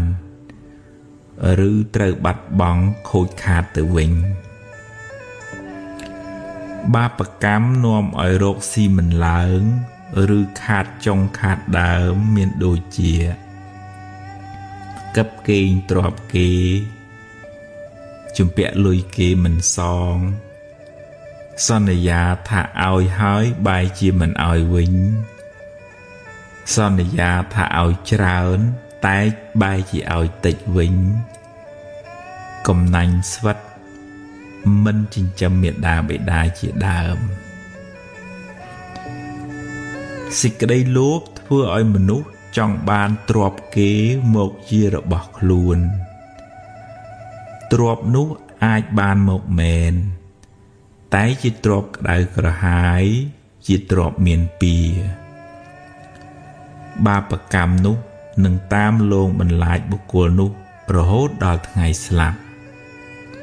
ហើយនឹងត្រូវរងទុក្ខវែងឆ្ងាយក្នុងកំណើតតទៅមុខទៀតម្យ៉ាងទៀត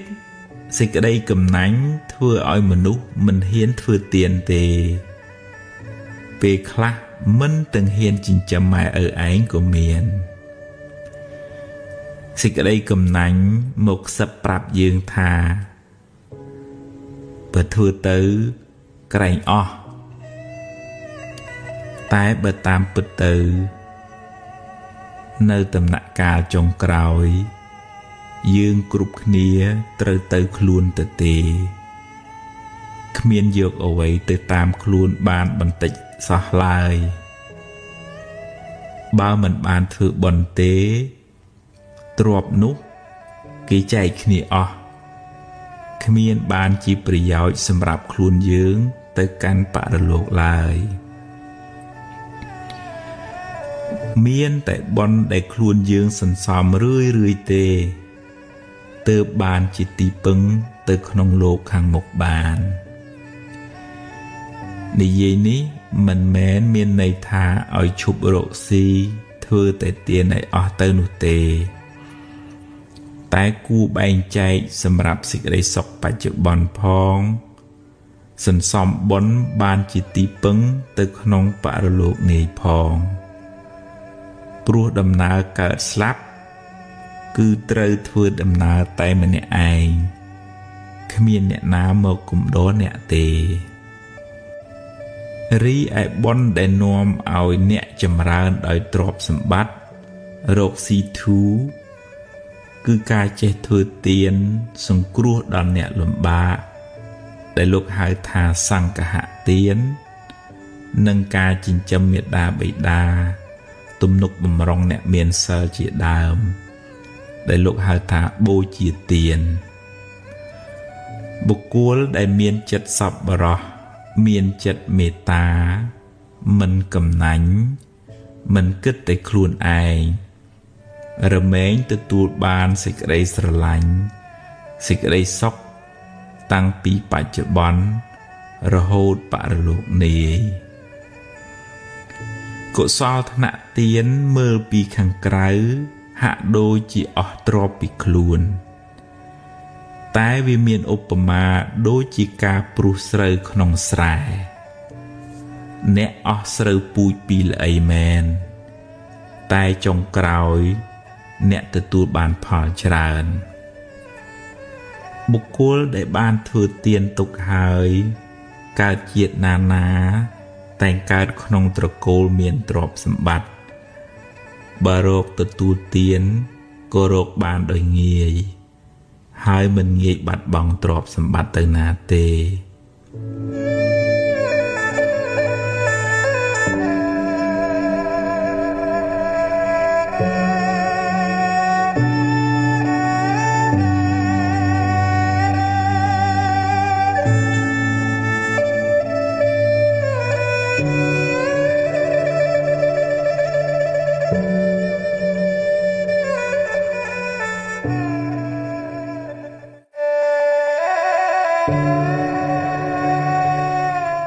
មេរៀន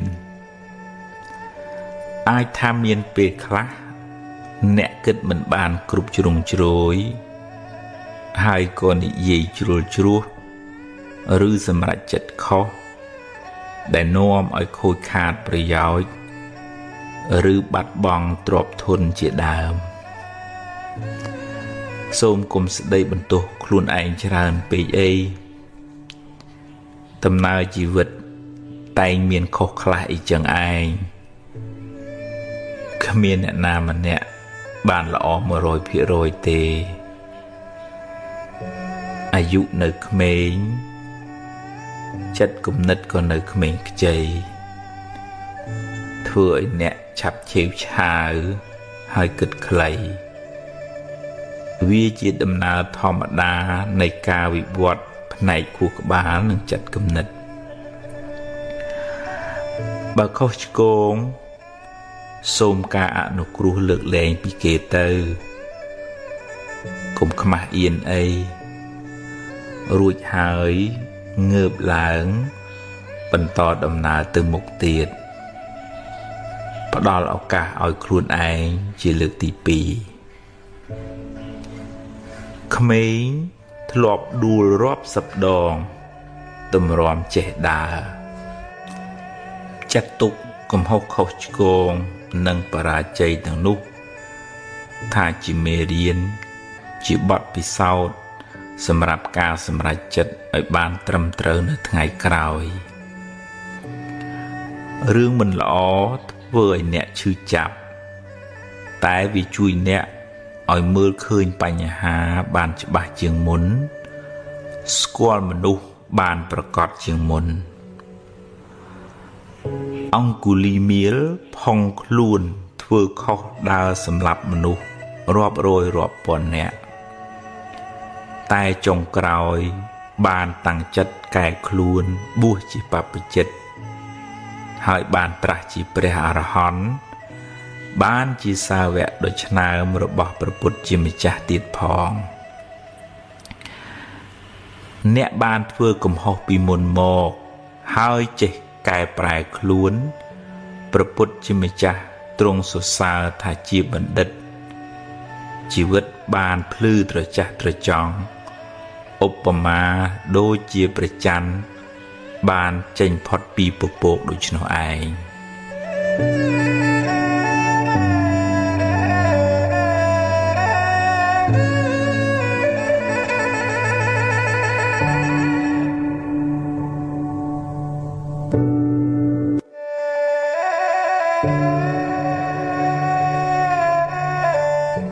រួចពីកម្មពីវេរាពីអតីតមកអ្នកគ្មានវិធីរត់គេចពីវាបានទេ ព្រោះអ្នកមិនអាចបកក្រោយហើយកែទង្វើដែលអ្នកបានធ្វើក្នុងអតីតកាលបានឡើយតែពាវេរាទៅថ្ងៃមុខអ្នកអាចជៀសបានដោយកម្លាំងនៃការរក្សាសិលសិលបានដល់ការប្រព្រឹត្តល្អដោយកាយវាចាចិត្តការមិនបៀតបៀនមិនធ្វើឲ្យអ្នកដទៃក្តៅក្រហាយមានដូចជាការមិនប៉ះពាល់ជីវិតអ្នកដទៃ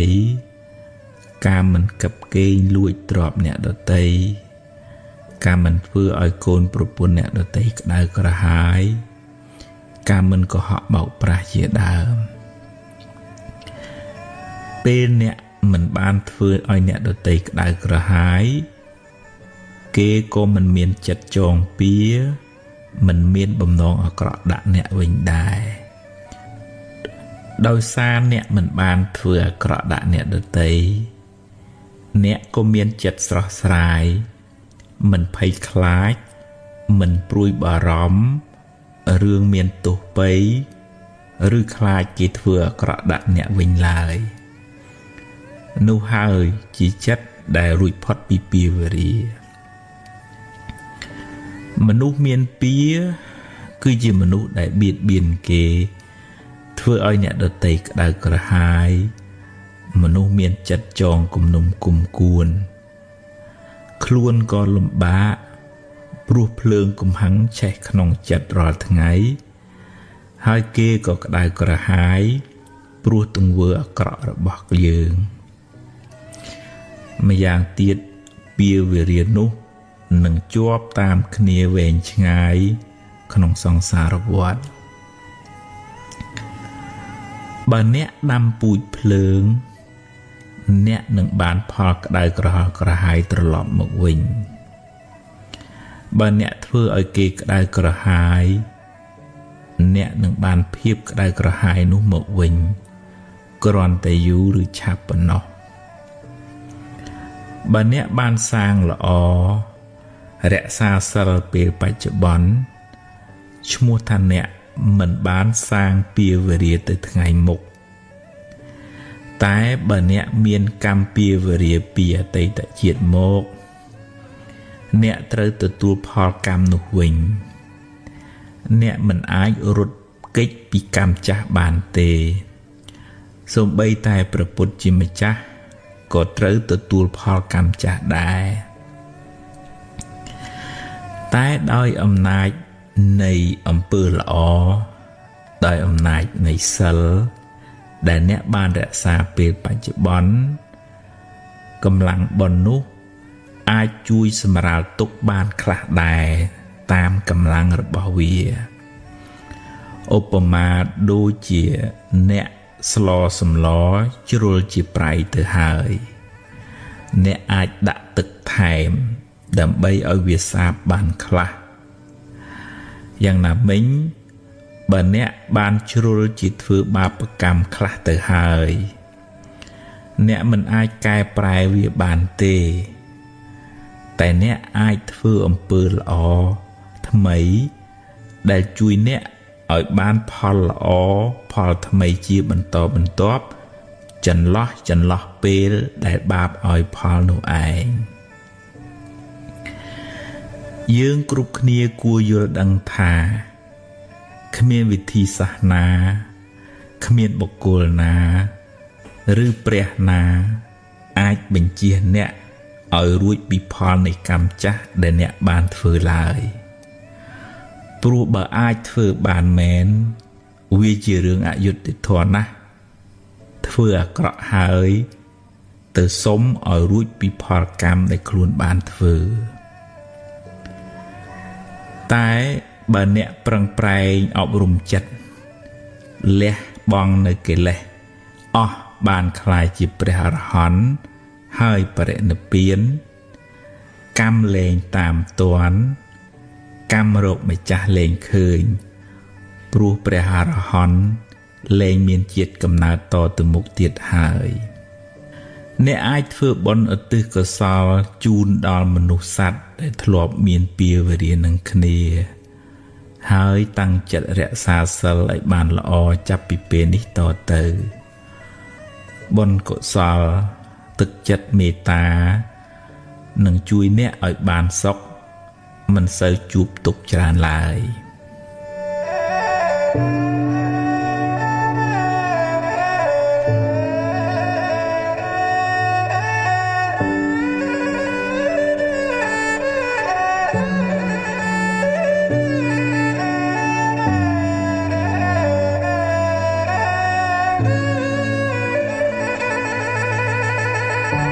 សម្រេចចិត្ត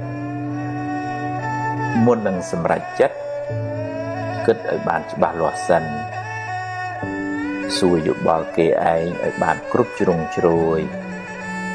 ហើយចុងក្រោយអ្នកត្រូវសម្រេចចិត្តដោយខ្លួនឯងហើយបើសម្រេចយ៉ាងណាហើយធ្វើតាមនឹងទៅកុំសាវ៉ាដូរចុះដូរឡើងពេកអីព្រោះវាធ្វើឲ្យរំខានចិត្តខ្លាំងមិនសូវបានសុខទេហើយបើឧបមាថាការសម្រេចចិត្តនោះខុសនាំឲ្យខូចខាតបាត់បង់សូមគុំទម្លាប់បន្ទោសគេបន្ទោសឯងឬមួម៉ៅក្តៅក្រហាយស្ដីបន្ទោសខ្លួនឯងយូរពេកអីចាត់ទុកថាវាជាផលនៃបាបចាស់ទៅចុះកុំស្ដាយពេកអីព្រោះស្ដាយទៅបានត្រឹមតែខូចចិត្តយកវាជាមេរៀនគិតសារជាថ្មីឡើងវិញធ្វើឲ្យបានប្រសើរជាងមុន